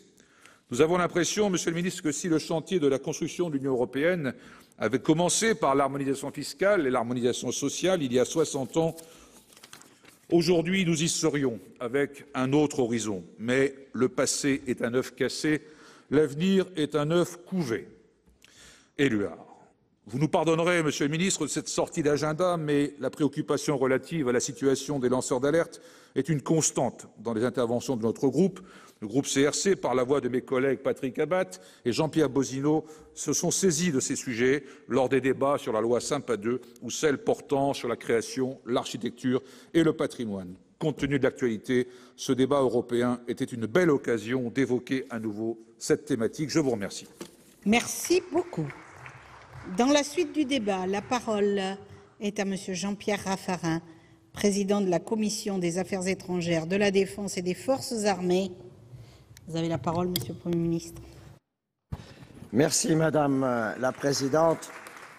Monsieur le Ministre, Monsieur le Président Bizet, nous rentrons de notre mission annuelle à l'ONU où nous avons rencontré une dizaine d'ambassadeurs des grands pays. Depuis que je fais de la politique, je n'ai jamais vu une situation internationale aussi dégradée. Le Conseil européen se tient à un moment où la menace de désordre mondial est généralisée. Et je ne crois pas que nous la prenons suffisamment au sérieux. Les foyers d'explosion sont multiples. L'horreur d'Alep, ce n'est pas l'horreur d'une crise locale, c'est l'horreur d'une stratégie pour en finir dans cette guerre, pour que des vainqueurs soient désignés à la mi-janvier, pour qu'à la mi-janvier, quand le président Trump sera en installation, il ait face à lui une coalition qui a gagné cette guerre du Levant, coalition autour de Bachar el-Assad, avec d'un côté la Russie, de l'autre côté l'Iran. Nous sommes engagés là dans une situation d'une extrême gravité. Les foyers d'explosion de la situation sont multiples aujourd'hui. Et nous ne comptons pas tous les foyers que l'histoire nous a montrés qui peuvent être simplement des foyers de stupidité. Simplement, si nous regardons aujourd'hui le monde, si nous voyons ce qui se passe au Levant, en Libye, avec la menace sur ce pays frère, ce peuple frère, qu'est la Tunisie, cette jeune démocratie, qui est naturellement la première ambition de l'État islamique. Nous sommes dans une situation où l'Ukraine, la mer de Chine, le Soudan, le Mali, les foyers d'explosion mondiale aujourd'hui sont nombreux. On parle de crise des réfugiés. Ce n'est pas une crise des réfugiés, c'est une crise de la guerre. Les réfugiés viennent de la guerre. C'est la guerre qui crée le réfugié. Et donc il faut bien voir là où est le mal. Le mal, ce n'est pas le réfugié, le mal, c'est la guerre. C'est là ce qui est pour nous le plus grave. Et dans ce contexte-là, le monde s'arme de plus en plus et les tensions se multiplient. Et pendant ce temps-là, M. Trump remet en cause les 3 bonnes nouvelles que nous avait apportées les mois précédents. L'accord de Paris avec la COP21, l'accord nucléaire avec l'Iran et pour nous, un nouveau secrétaire général de l'ONU, Antonio Guterres, qui avait toute la pertinence pour assumer cette fonction. M. Trump veut remettre en cause l'accord de Paris, il veut remettre en cause l'accord sur l'Iran et il veut court-circuiter l'ONU qui ne servirait à rien, alors que si on supprime le multilatéral, on supprime le dialogue et on a toutes les chances d'aller un jour ou l'autre au conflit. Pendant ce temps-là, le monde construit l'Europe. Pendant ce temps-là où les tensions se multiplient, tout le monde invente son Europe. On a les amis chinois qui, eux, pensent à la route de la soie et qui ont choisi 16 pays européens avec lesquels ils vont investir. On a les amis russes qui, eux, pensent à l'Europe et qui ont tendance à confondre l'Europe avec l'OTAN et qui redessinent l'Europe qui leur convient. Quant à M. Trump, lui, il ne veut pas entendre parler de l'Union européenne, mais de pays européens, amis des États-Unis, et il constitue son Europe. Tout le monde dessine l'Europe depuis le Brexit, sauf les Européens. Tout le monde pense l'Europe, pense son Europe, et nous ne pensons pas à notre Europe. C'est, je pense, le contexte dans lequel il faut prendre aujourd'hui ce débat et demain ce Conseil. C'est ce contexte de gravité où on voit que la situation est extrêmement grave et qu'il nous faut aujourd'hui réagir. Nous devons penser l'Europe de demain, ce que fait le Sénat avec le président Bizet, avec la Commission des Affaires européennes, la Commission des Affaires étrangères. Nous essayons de repenser la refondation. Il va de soi que cette refondation, elle ne pourra pas se limiter à l'Europe de la défense, mais que l'Europe de la défense est essentielle. Elle ne pourra pas se limiter à cela. Monsieur le ministre, nous vous apporterons des contributions sans doute à la fin du mois de février. Le sujet est extrêmement difficile, mais c'est quand même notre première responsabilité. On ne va pas laisser les autres penser l'Europe à notre place. De ce point de vue-là, je voudrais dire que le Conseil européen, nous espérons, ne va pas nous décevoir. On a eu 3 Conseils européens en 4 ans sur les sujets de défense. Ils nous ont plutôt déçus. Cependant, le plan d'action qui a été présenté par la Commission le 30 novembre sur la défense va dans le bon sens. D'ailleurs, il s'inspire d'un rapport qui a été fait par nos collègues de la Commission des Affaires étrangères et de la Défense. Il y avait Jacques Gautier, il y avait M. Valigny, il y avait M. Reiner, M. Pinta, qui en 2013 ont défini un certain nombre de principes qu'on retrouve dans la prise de position, le plan d'action européen. Et aussi, je vois la résolution qui avait été récemment votée sur ces sujets. Il y a des bonnes perspectives. Le Fonds européen de défense, qui s'inspire, je l'espère, et je pense que c'est une bonne direction de la proposition qu'avait formulée en son temps Thierry Breton. Le semestre européen de défense, c'est, je crois, une étape aussi importante et on peut saluer ce signal. Les fonds structurels et d'investissement, là aussi, notamment pour nos industries de défense, c'est un élément essentiel. Des industries de défense qu'il nous faut renforcer, non pas pour faire la guerre, mais j'y reviendrai, pour faire la paix, parce que revenons aux sources même de notre dissuasion. Les pôles régionaux d'excellence, voilà encore un signal qui est, je crois, positif. Et il y a de notre côté à la fois l'accord franco-allemand de 2016 et puis ce que nous voulons et que nous cherchons à faire avancer comme idée, mais naturellement ça prendra du temps, mais c'est une sorte de Lancaster House élargie puisque nous ne voulons pas couper les liens avec le Royaume-Uni en matière de défense, puisque nous avons besoin de ces liens pour notre propre défense. Et donc là, il faudra sans doute associer d'autres pays qui voudraient s'associer à ce sujet. De même, on peut se réjouir, je pense, de la compréhension qui commence à y avoir maintenant, notamment dans ce dossier, sur la nécessaire complémentarité entre l'OTAN et l'Europe. Il est clair que ce n'est pas parce qu'on veut défendre des positions sur l'OTAN qu'on doit abandonner les ambitions européennes de défense. Et ça, je pense que c'est le sujet majeur pour nous, c'est de bien mesurer que nous avons besoin d'un effort de défense, mais d'un effort de défense qui s'inscrit dans une ambition de paix.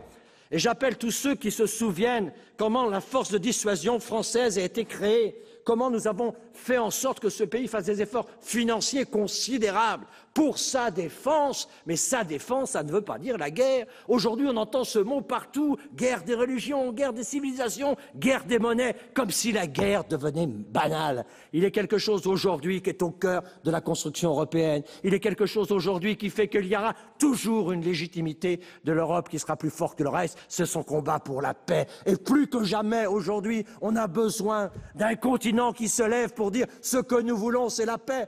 Ça ne nous empêche pas de vouloir nous protéger, ça ne nous empêche pas, au contraire, de vouloir investir dans la défense, puisque nous avons une conception dissuasive de la défense et de l'effort militaire. Mais cet effort-là, nous le voulons pour la paix, parce qu'aujourd'hui, il y a, mes chers collègues, j'en suis convaincu, et depuis le temps que je fais de la politique, c'est la première fois que je pense à mes petits-enfants, et je me dis dans quel monde vont-ils vivre de ce point de vue-là. C'est la première fois où on peut se dire que nous ne sommes pas assurés de la paix, car la menace est multiple.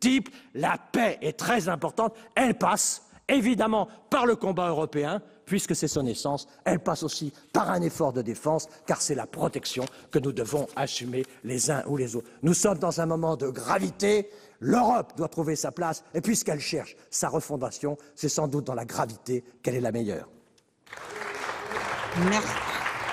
Merci beaucoup.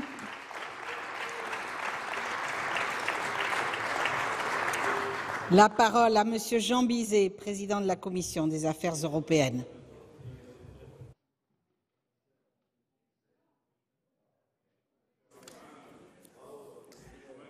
Madame la Présidente, Monsieur le Ministre, Monsieur le Président de la Commission des Affaires étrangères, Mesdames, Messieurs, mes chers collègues, le prochain Conseil européen se réunira dans un contexte difficile avec beaucoup de nuages qui se sont accumulés dans le ciel européen. Les forces centrifuges se développent à un moment où l'Europe aurait au contraire besoin de cohésion, d'ambition et de réactivité face aux défis qu'elle doit affronter collectivement.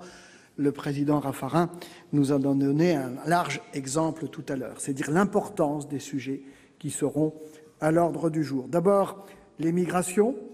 L'Europe a subi de plein fouet la crise des réfugiés, faute d'avoir pris les dispositions préalables. Elle doit désormais rattraper le temps perdu. Nous souhaitons que la nouvelle agence de garde-frontières et de garde-côtes soit opérationnelle au plus vite. Nos concitoyens doivent mesurer concrètement que lorsqu'elle se mobilise, précisément, l'Europe peut démontrer sa valeur ajoutée. L'Europe doit aussi agir sur les causes des migrations. C'est l'intérêt des cadres de partenariat pour les migrations. Ils doivent recouvrir toutes les dimensions de la question et inclure l'acceptation par les pays concernés du retour de leurs ressortissants qui n'ont pas vocation à demeurer en Europe. C'est là tout l'esprit de la Valette. Nous approuvons aussi l'idée d'un plan d'investissement extérieur, mais plusieurs aspects restent à approfondir. Nous l'avons dit dans une résolution préparée par nos collègues Jean-Paul Émorine et Didier Marie. Nous voulons des clarifications sur ces modalités de mise en œuvre et sur les critères d'évaluation de ces résultats. Nous voulons des précisions sur le rôle dévolu à la Banque européenne d'investissement. Enfin, ce plan doit être articulé avec les stratégies extérieures de l'Union, notamment l'Union pour la Méditerranée et le partenariat oriental. L'accord avec la Turquie a eu un effet incontestable sur les flux de migrants. La mission d'information sénatoriale présidée par Jacques Legendre en a toutefois mis en évidence les fragilités à travers le rapport de notre collègue Michel Biou. Comme le souligne le rapport, cet accord doit trouver place dans une politique migratoire européenne fondée sur des partenariats avec les pays d'origine et de transit, mais en aucun cas l'Europe ne peut accepter une forme de chantage autour de cet accord. Le Conseil débattra également des enjeux de sécurité. Nous voulons une Europe qui affiche sa puissance, qui prenne toutes ses responsabilités en matière de sécurité. Nous l'avons dit au Sénat dans notre résolution sur la lutte contre le terrorisme. C'est ce que nous venons de réaffirmer dans une résolution préparée par nos collègues Michel Delebarre et Joël Garriaud-Maylam. Il faut mieux exploiter les capacités d'Europol et inciter les services nationaux à échanger plus systématiquement les informations nécessaires entre eux et avec Europol. De mémoire, je pense qu'il n'y a simplement que 5 pays de l'Union qui, précisément, fournissent les informations sur l'ensemble de ce qui se passe au niveau des 27 États membres. Nous espérons aussi de ce Conseil européen des progrès tangibles en matière de défense européenne. Le président Raffarin en a largement parlé. Nous avions formalisé avec la Commission des Affaires étrangères une résolution sur ce sujet en juin dernier. Nos collègues Gisèle Jourda, Yves Pozzo di Borgo, Jacques Gauthier et Daniel Renner y avaient beaucoup travaillé. Nous en avons débattu la semaine passée au sein du groupe de suivi sur le Brexit et la refondation de l'Union. Nous devons nous appuyer sur la stratégie proposée par Mme Mogherini et élaborer un plan de mise en œuvre ambitieux. Nous devons préciser les enjeux et les priorités de la relation entre l'Union européenne et l'OTAN, des rôles absolument complémentaires, dans un contexte où notre partenaire allemand fait mouvement sur ce sujet. Nous devons favoriser un dialogue permanent. Le traité de Lisbonne a par ailleurs prévu des outils, les coopérations structurées permanentes par exemple, à nous de les utiliser. Nous devons aussi renforcer les instruments de cohérence opérationnelle européenne et développer des capacités européennes de financement de la défense. Enfin, le Conseil européen fera le point sur les questions économiques. Permettez-moi de souligner les premiers résultats très positifs du plan Juncker. Le rapport de nos collègues, que je cite à nouveau, Jean-Paul Émorine et Didier Marie en a fait l'évaluation. Le pari de mobiliser des fonds privés, ils existent, à travers un mécanisme astucieux de garantie publique fonctionne, des garanties publiques qui ne devraient pas logiquement être décaissées. C'est ça toute l'originalité du concept du plan Juncker. Cela lève les doutes initiaux. Ils existaient à l'époque. Nous approuvons la prolongation de sa durée ainsi que le doublement de sa capacité financière, mais le principe d'additionnalité doit prévaloir. Des instruments innovants doivent être mobilisés. Le plan doit soutenir des projets assurant un équilibre tant sectoriel que géographique. Le financement d'infrastructures ne saurait négliger celui de l'innovation, ni de la mise en œuvre des priorités du marché unique. Là, je pense qu'il y a tout un champ d'investigation qui pourrait être précisément bénéfique à l'innovation qui a lieu en France, notamment à travers des start-up. Nous sommes assez innovants en la matière pour faire naître les start-up, mais nous ne savons pas les faire grandir. Ils vont pour cela précisément trouver les financements correspondants de l'autre côté de l'Atlantique. Nous demandons une plus grande formalisation des plateformes d'investissement, une meilleure implication des collectivités locales, une plus grande combinaison du plan d'investissement et de la politique de cohésion à travers les fonds structurels est nécessaire. Nous l'avons à quelques-uns la semaine dernière signalé à la commissaire en charge de ce sujet. Enfin, cet effort d'investissement ne pourra porter tous ses fruits qu'avec un environnement plus favorable aux investissements, c'est-à-dire en levant les obstacles réglementaires. Je termine en insistant sur la nécessité de concrétiser la stratégie pour le marché unique.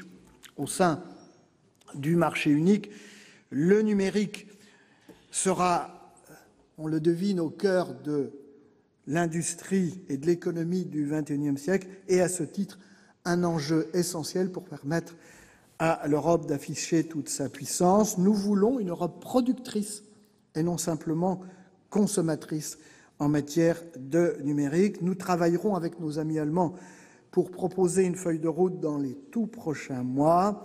C'est là la valeur ajoutée de l'Union européenne, c'est là un grand message, un message fort adressé à la jeunesse de notre pays. Et au travers de tout cela, leur rappeler que l'institution, ou les institutions, je dirais, de l'Union européenne gardent à l'heure actuelle toute leur pertinence. Je vous remercie. Merci. Alors, désormais, la parole est à Monsieur Harlem Désir, secrétaire d'État, chargé des Affaires européennes. Merci Madame la Présidente. Mesdames et Messieurs les sénateurs, je veux remercier l'ensemble des orateurs pour leurs interventions qui, je pense, ont éclairé différents enjeux de ce Conseil européen et de la situation européenne. Didier Marie, d'ailleurs, a voulu surtout souligner le moment historique et, comme l'ont fait d'autres orateurs, finalement la nécessité de ne pas en rester à une Europe des petits pas face à l'ampleur des défis auxquels nous sommes confrontés. Je partage toutes les priorités qu'il a soulevées, aussi bien sur le plan de l'affirmation économique de l'Europe, de la nécessité qu'elle sache se protéger, se défendre dans la mondialisation, que sur le plan de la défense et de la sécurité. J'y reviendrai. Fabienne Keller a notamment souligné qu'il y avait un enjeu de solidarité dans cette période et que face à la crise des migrations, des réfugiés, un concept qui a été avancé de solidarité flexible ne pouvait pas être une réponse satisfaisante parce que finalement cela ne veut rien dire. Et je reviendrai tout à l'heure sur d'autres questions qui ont été soulignées, mais c'est de solidarité tout court dont l'Europe a besoin, de cohésion, de détermination, de volonté d'affronter ensemble les grands défis auxquels nous sommes confrontés. Madame Keller a notamment mentionné ce dîner qui aura lieu en fin de Conseil européen et qui portera entre les 27 États membres sur la façon dont doit s'engager la négociation avec le Royaume-Uni dès que celui-ci aura activé l'article 50. D'abord, comme elle l'a dit, il y a une décision très importante qui a été prise par la Chambre des communes, qui est de considérer que même si, suite aux décisions de la Cour suprême et des tribunaux britanniques, le Parlement britannique doit être consulté, cela ne doit pas amener à remettre en cause le choix qui a été fait par les citoyens britanniques. Ce choix, moi, je ne m'en réjouis pas, contrairement à M. Masson, parce que je crois que, nous l'avions dit, ce n'est bon ni pour le Royaume-Uni, ni pour l'Union européenne, mais c'est un choix démocratique et maintenant nous le respectons et nous devons organiser la séparation avec pour préoccupation de protéger l'intérêt de l'Union européenne et sa cohésion. Et donc ce que vont devoir décider les 27, même si la négociation ne pourra s'ouvrir qu'au mois de mars, quand l'article 50 aura été activé par le Royaume-Uni, c'est d'abord un certain nombre de principes quant à l'organisation de cette négociation, le fait que dès que le Royaume-Uni aura notifié officiellement donc sa décision de sortir, le Conseil européen adoptera des directives de négociation, des orientations générales, qu'il mandatera la Commission européenne pour mener ces négociations. Et il y aura donc un seul négociateur qui aura été mandaté par les 27 États membres. Et vous savez qu'aujourd'hui, Michel Barnier, nous nous en réjouissons, a été chargé de préparer cette négociation et que cette négociation sera ensuite conduite en permanence sous le contrôle du Conseil européen et d'une façon plus quotidienne du Conseil Affaires Générales et des représentants des chefs d'État et de gouvernement. Car il ne s'agit pas d'une négociation classique comme les négociations commerciales qui d'ailleurs ont posé beaucoup de difficultés lorsqu'on a simplement fixé des orientations et puis demandé qu'ensuite, en fin de négociation, la Commission vienne faire état d'un accord qui était à prendre ou à laisser. Là, si l'on veut s'assurer que précisément le Royaume-Uni n'est pas la tentation, il pourra peut-être l'avoir, mais la possibilité en tout cas de négocier séparément avec chaque État membre, il faudra que les 27 assurent un suivi extrêmement précis de la façon dont cette négociation sera menée par un seul négociateur qui verra à l'intérêt général de l'ensemble des États membres et de l'Union européenne. Et nous sommes aussi très clairs sur le fait que la raison pour laquelle nous voulions que l'article 50 soit activé le plus vite possible, c'est que je crois qu'il ne faut pas créer une situation en 2019, au moment du renouvellement des institutions européennes, où nous n'ayons pas dénoué cette sortie du Royaume-Uni. Et donc, Michel Barnier l'a déjà indiqué dans sa première conférence de presse. Les négociations devront se mener dans des délais très brefs. Madame Keller a parlé de 18 mois, mais en réalité c'est moins, plutôt 15 mois, pour qu'ensuite le Parlement européen, les différentes procédures légales puissent permettre que réellement le Royaume-Uni soit sorti au bout des 2 ans prévus par l'article 50 et avant donc les élections européennes et le renouvellement de la Commission européenne au milieu de l'année 2019. Jean-Louis Masson a essayé de poser le débat en termes Europe fédérale ou Europe des nations. Mais la réalité, c'est que l'Europe est une union de nations souveraines, mais qui ont compris que pour défendre leurs intérêts dans la mondialisation, pour défendre la stabilité et la paix du continent, elles avaient intérêt à partager un certain nombre d'éléments de leur souveraineté, sur le plan économique, sur le plan de la défense. Cela ne remet en rien en cause le fait que ces nations restent souveraines. C'est pourquoi Jacques Delors avait parlé de fédération d'États-nations. Mais oui, nous avons besoin sur le plan commercial, sur le plan du marché unique, sur le plan de notre modèle social, mais aussi sur le plan de la défense de notre sécurité et de la paix, d'être unis et d'agir d'une façon très coordonnée en partageant ensemble un certain nombre de politiques. Et c'est cela qui aujourd'hui est en crise. Et je ne crois pas que le fait qu'un État membre sorte de l'Union européenne va favoriser, de son propre point de vue d'ailleurs, sa participation à un certain nombre de politiques du continent. Et du coup, il se pose la question de savoir comment il pourra continuer à participer à des programmes comme Erasmus, comme Horizon 2020. Et il va se poser la question de savoir quel sera son accès au marché intérieur. Et il va se poser la question de savoir comment il continuera à coopérer, évidemment, en matière de lutte contre le terrorisme et même, évidemment, en matière de sécurité et de défense. Donc, je crois que oui, il y a une montée des populismes. Oui, il faut entendre ce que disent les électeurs lorsqu'ils s'expriment dans des référendums, même quand ils ne portent pas sur l'Europe. Il faut entendre cette colère, cette insatisfaction, ces fractures sociales, ces fractures géographiques qui se sont exprimées dans le référendum britannique comme dans d'autres élections. Mais il faut qu'en responsabilité, nous puissions apporter des réponses et non pas simplement constater un risque de dislocation. Alors, Marcel Billou, lui, a voulu surtout attirer l'attention sur sur les relations entre l'Union européenne et la Turquie et sur la situation très dégradée des droits de l'homme et la répression qui frappe, je l'ai dit dans mon propos introductif, des parlementaires du parti HDP, kurdes, ou des journalistes ou des universitaires qui n'ont absolument aucune part au coup d'État du 15 juillet ou aux attentats terroristes en Turquie, que ce soit ceux de Daesh ou ceux du PKK. Et pour autant, nous devons quand même continuer à travailler avec la Turquie. Mais nous le faisons dans la clarté, dans la fermeté sur nos valeurs. Et je le dis, je crois que je l'avais indiqué, le rétablissement de la peine de mort qui a été évoqué par les autorités turques serait évidemment une rupture complète des valeurs et des principes sur lesquels sont fondées nos relations. Et en tout état de cause, ces relations aujourd'hui sont marquées par un éloignement qui est le fait et la responsabilité de la politique des autorités turques. C'est une réalité. Mais nous considérons que c'est une impasse pour la Turquie, la voie qui a été engagée, que la Turquie a besoin aussi du partenariat avec l'Union européenne. Elle en a besoin en termes de sécurité, elle en a besoin pour ses propres réformes et pour son propre développement économique, démocratique, et elle en a besoin parce que nous faisons ensemble face à la situation du Moyen-Orient et en particulier à la guerre en Syrie, à laquelle il faut que la communauté internationale apporte une réponse commune.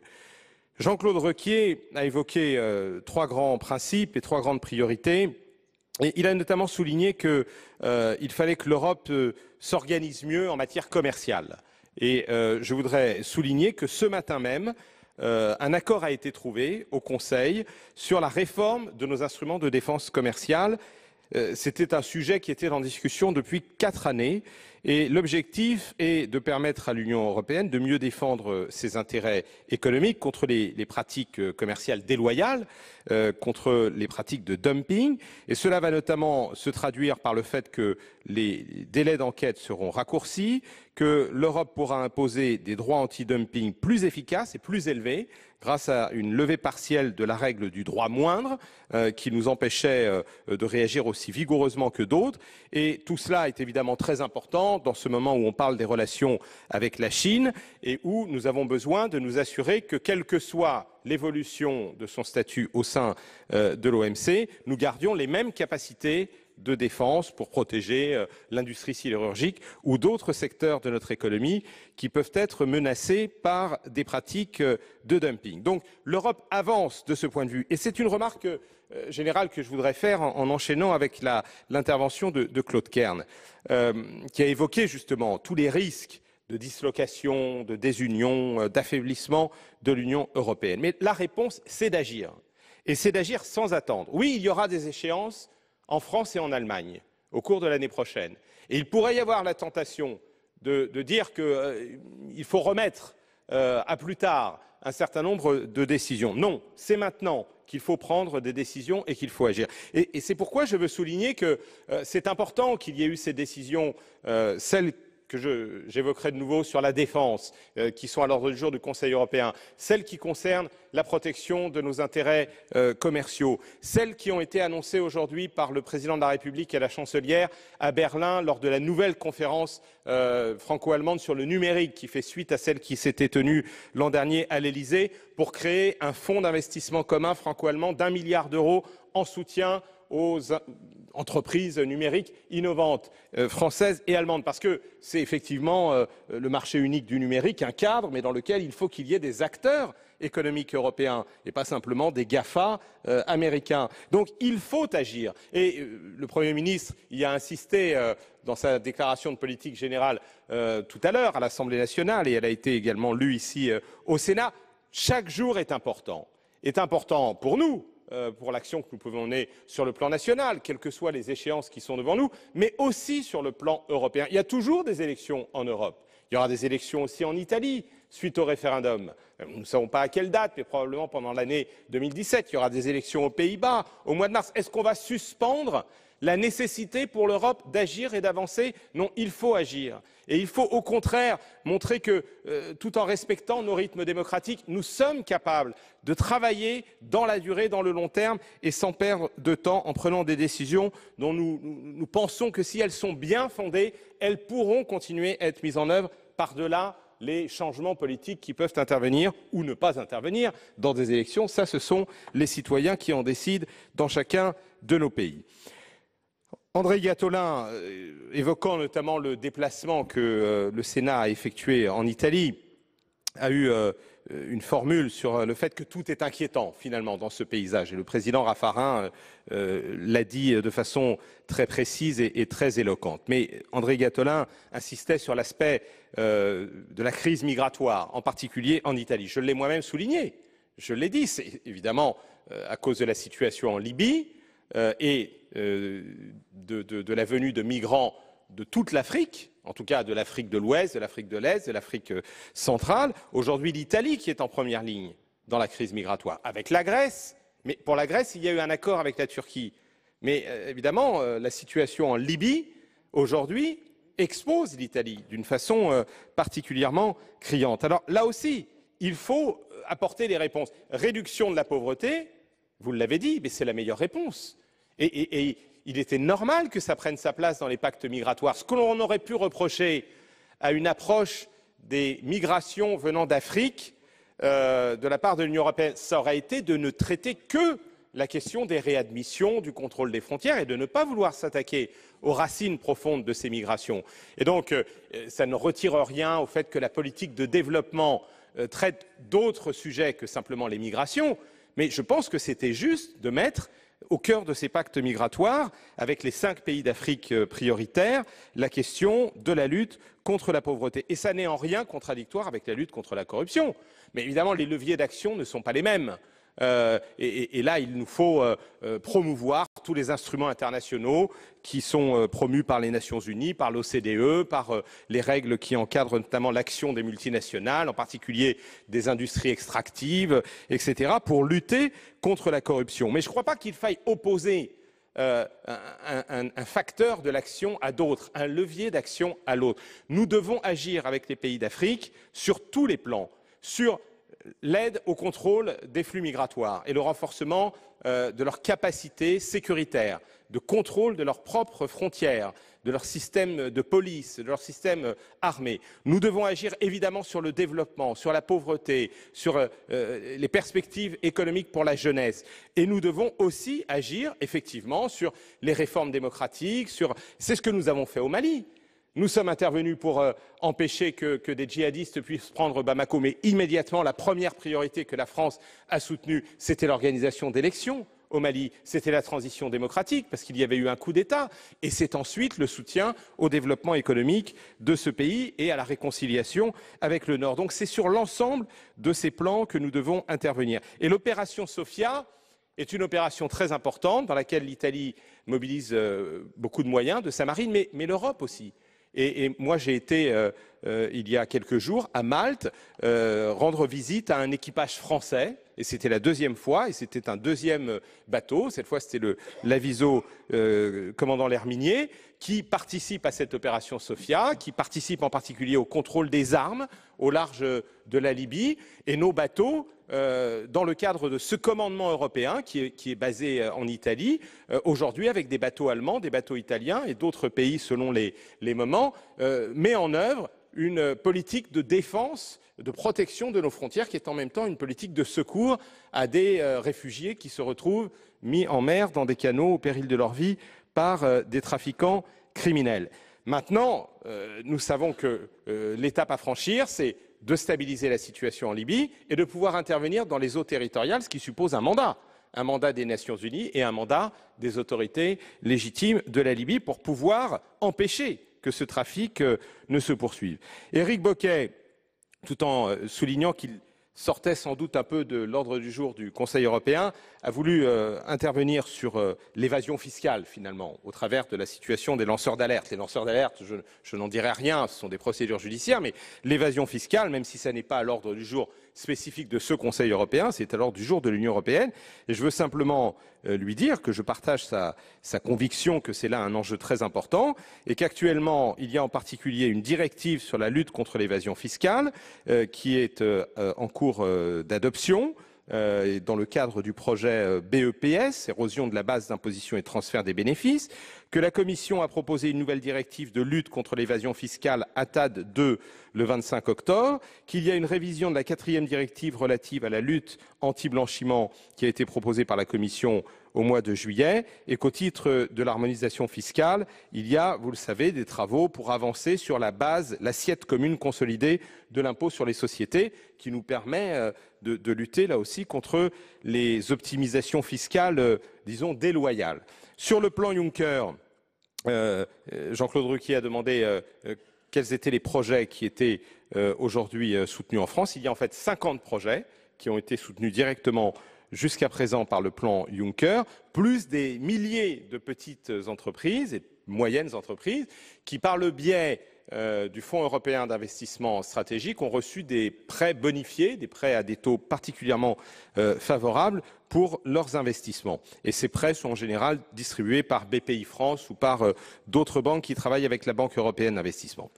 Enfin, le président Jean-Pierre Raffarin a souligné que jamais la situation internationale n'avait été aussi dégradée et que, revenant d'une mission au siège des Nations Unies, il avait été frappé par ce monde finalement de désordre et de guerre dans lequel nous sommes aujourd'hui plongés.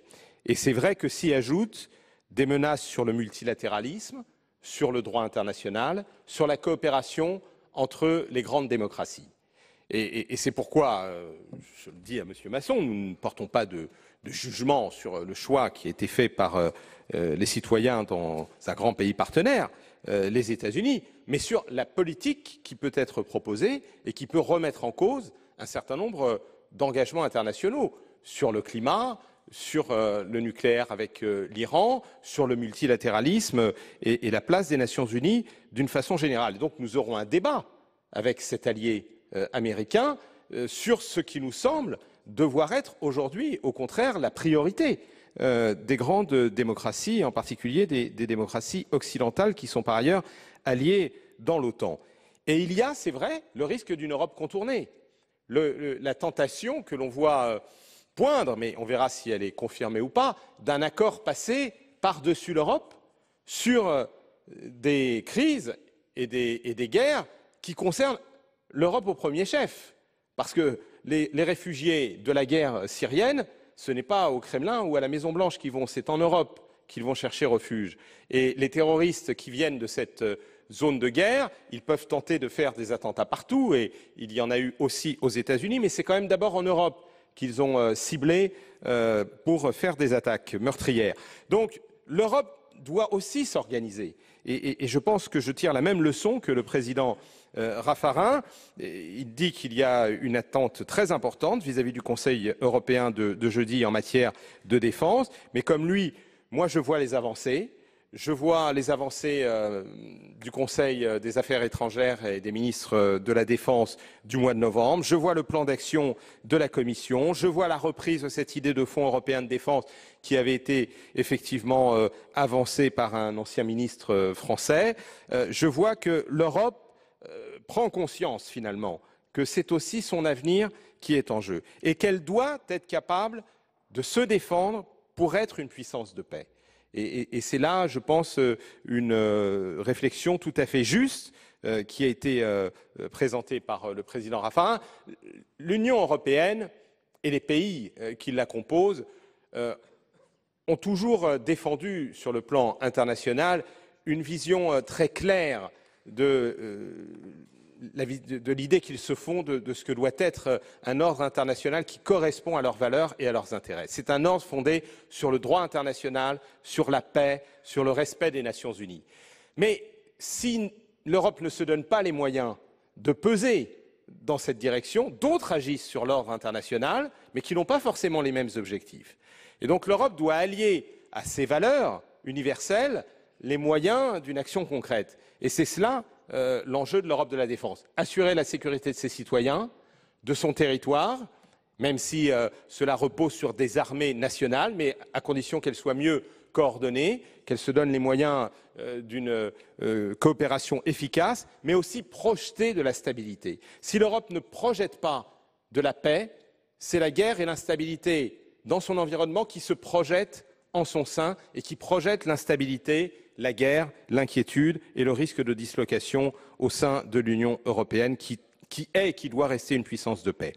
Le président Jean Bizet a souligné que, justement, il fallait une Europe qui affirme sa puissance, qui prenne ses responsabilités en matière de sécurité et de défense, et en même temps, une Europe qui aussi se donne davantage les moyens d'affirmer sa puissance économique. Et c'est là tout l'enjeu de cette période. Et mesdames et messieurs les sénateurs, moi je me réjouis que le Sénat, au travers des missions, des résolutions, des rapports qu'il a produits au cours des dernières années, ait beaucoup contribué à cette réflexion. Je pense que nous sommes en train de franchir des étapes, que évidemment nous sommes dans un monde dont le désordre avance très vite et dans une Europe dont les décisions avancent souvent trop lentement. Et donc c'est là un très grand enjeu que de contribuer à accélérer la prise de conscience, la prise de décision, pour que l'Europe ne soit pas d'une certaine façon passée par profits et pertes, par l'émergence d'une nouvelle tentation, de nouvelles tentations impériales, dominatrices, guerrières, qui effectivement se développent aujourd'hui autour de nous. Donc je pense que la leçon de ce débat, c'est que ce Conseil européen est un Conseil européen tout à fait important, qui doit permettre d'affirmer cette volonté, cette décision, que l'axe franco-allemand est évidemment décisif sur chacun de ces sujets, qu'aucune de ces décisions ne pourrait être prise s'il n'y avait pas cette volonté franco-allemande, et je forme le vœu que cette volonté, le Sénat continue à la soutenir dans les semaines et dans les mois qui viennent. Je vous remercie. Merci, Monsieur le Ministre.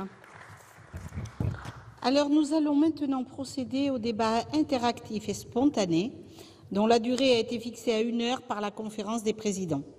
Chaque sénateur peut intervenir pour 2 minutes maximum.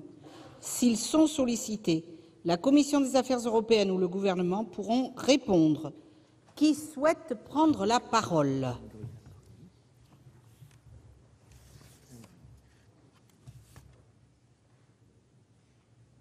Bien, alors Madame Pascale Gruny, vous avez la parole. Merci Madame la Présidente. Monsieur le Ministre, chaque fois qu'un jeune n'arrive pas à trouver un emploi, des rêves sont brisés. Ces mots prononcés par Jean-Claude Juncker illustrent parfaitement la situation des 4,1 millions de jeunes européens qui aujourd'hui n'ont pas d'emploi. Comment ne pas être révolté devant cette triste réalité qui veut que le taux de chômage des jeunes soit 2 fois plus élevé que celui des adultes, alors même que 2 millions d'emplois sont vacants en Europe? Derrière ce paradoxe apparaît en filigrane l'inadéquation des compétences et des formations aux besoins réels du marché du travail. Dans sa stratégie pour l'emploi des jeunes, l'Union européenne entend répondre à cette situation, notamment en encourageant l'apprentissage et la mobilité des apprentis. Le rapport d'évaluation de cette stratégie publié en juin dernier est sans appel. Les pays qui ont misé sur l'apprentissage sont ceux qui affichent les taux de chômage des jeunes les plus faibles. Votre gouvernement a malheureusement tardé à en prendre conscience.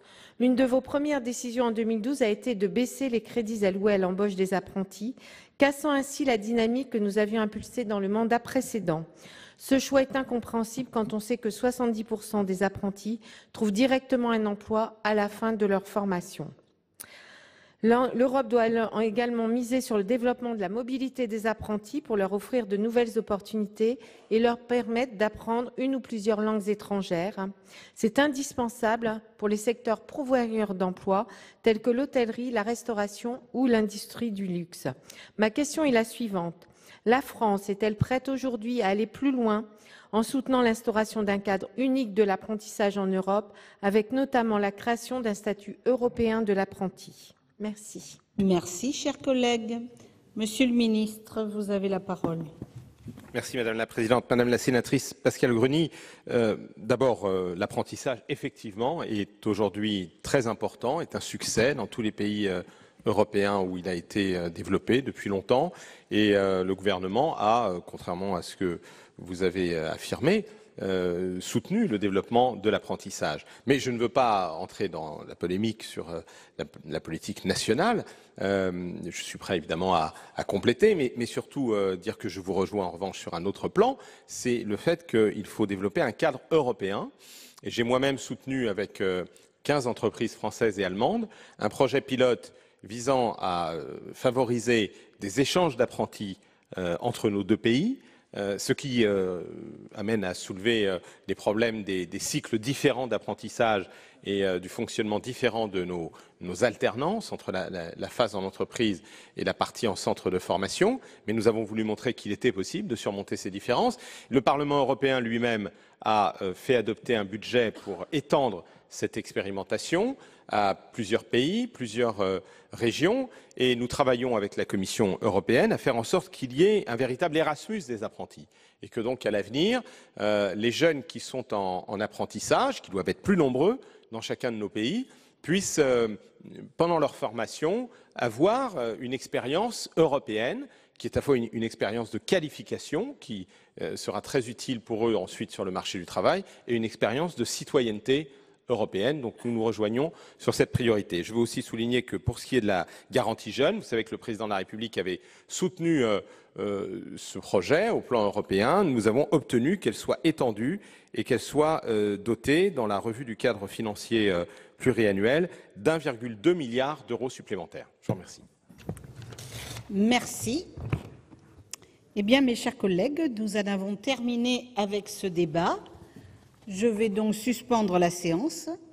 Elle sera reprise à 21h30 pour la suite de l'examen du projet de loi de modernisation, de développement et de protection des territoires de montagne. La séance est suspendue. Voilà donc pour ce débat préalable au Conseil européen qui aura lieu demain et après-demain à Bruxelles. Il portera notamment sur les questions migratoires et les questions d'asile en Europe. Vous pouvez revoir bien sûr ce programme sur notre site internet publicsénat.fr.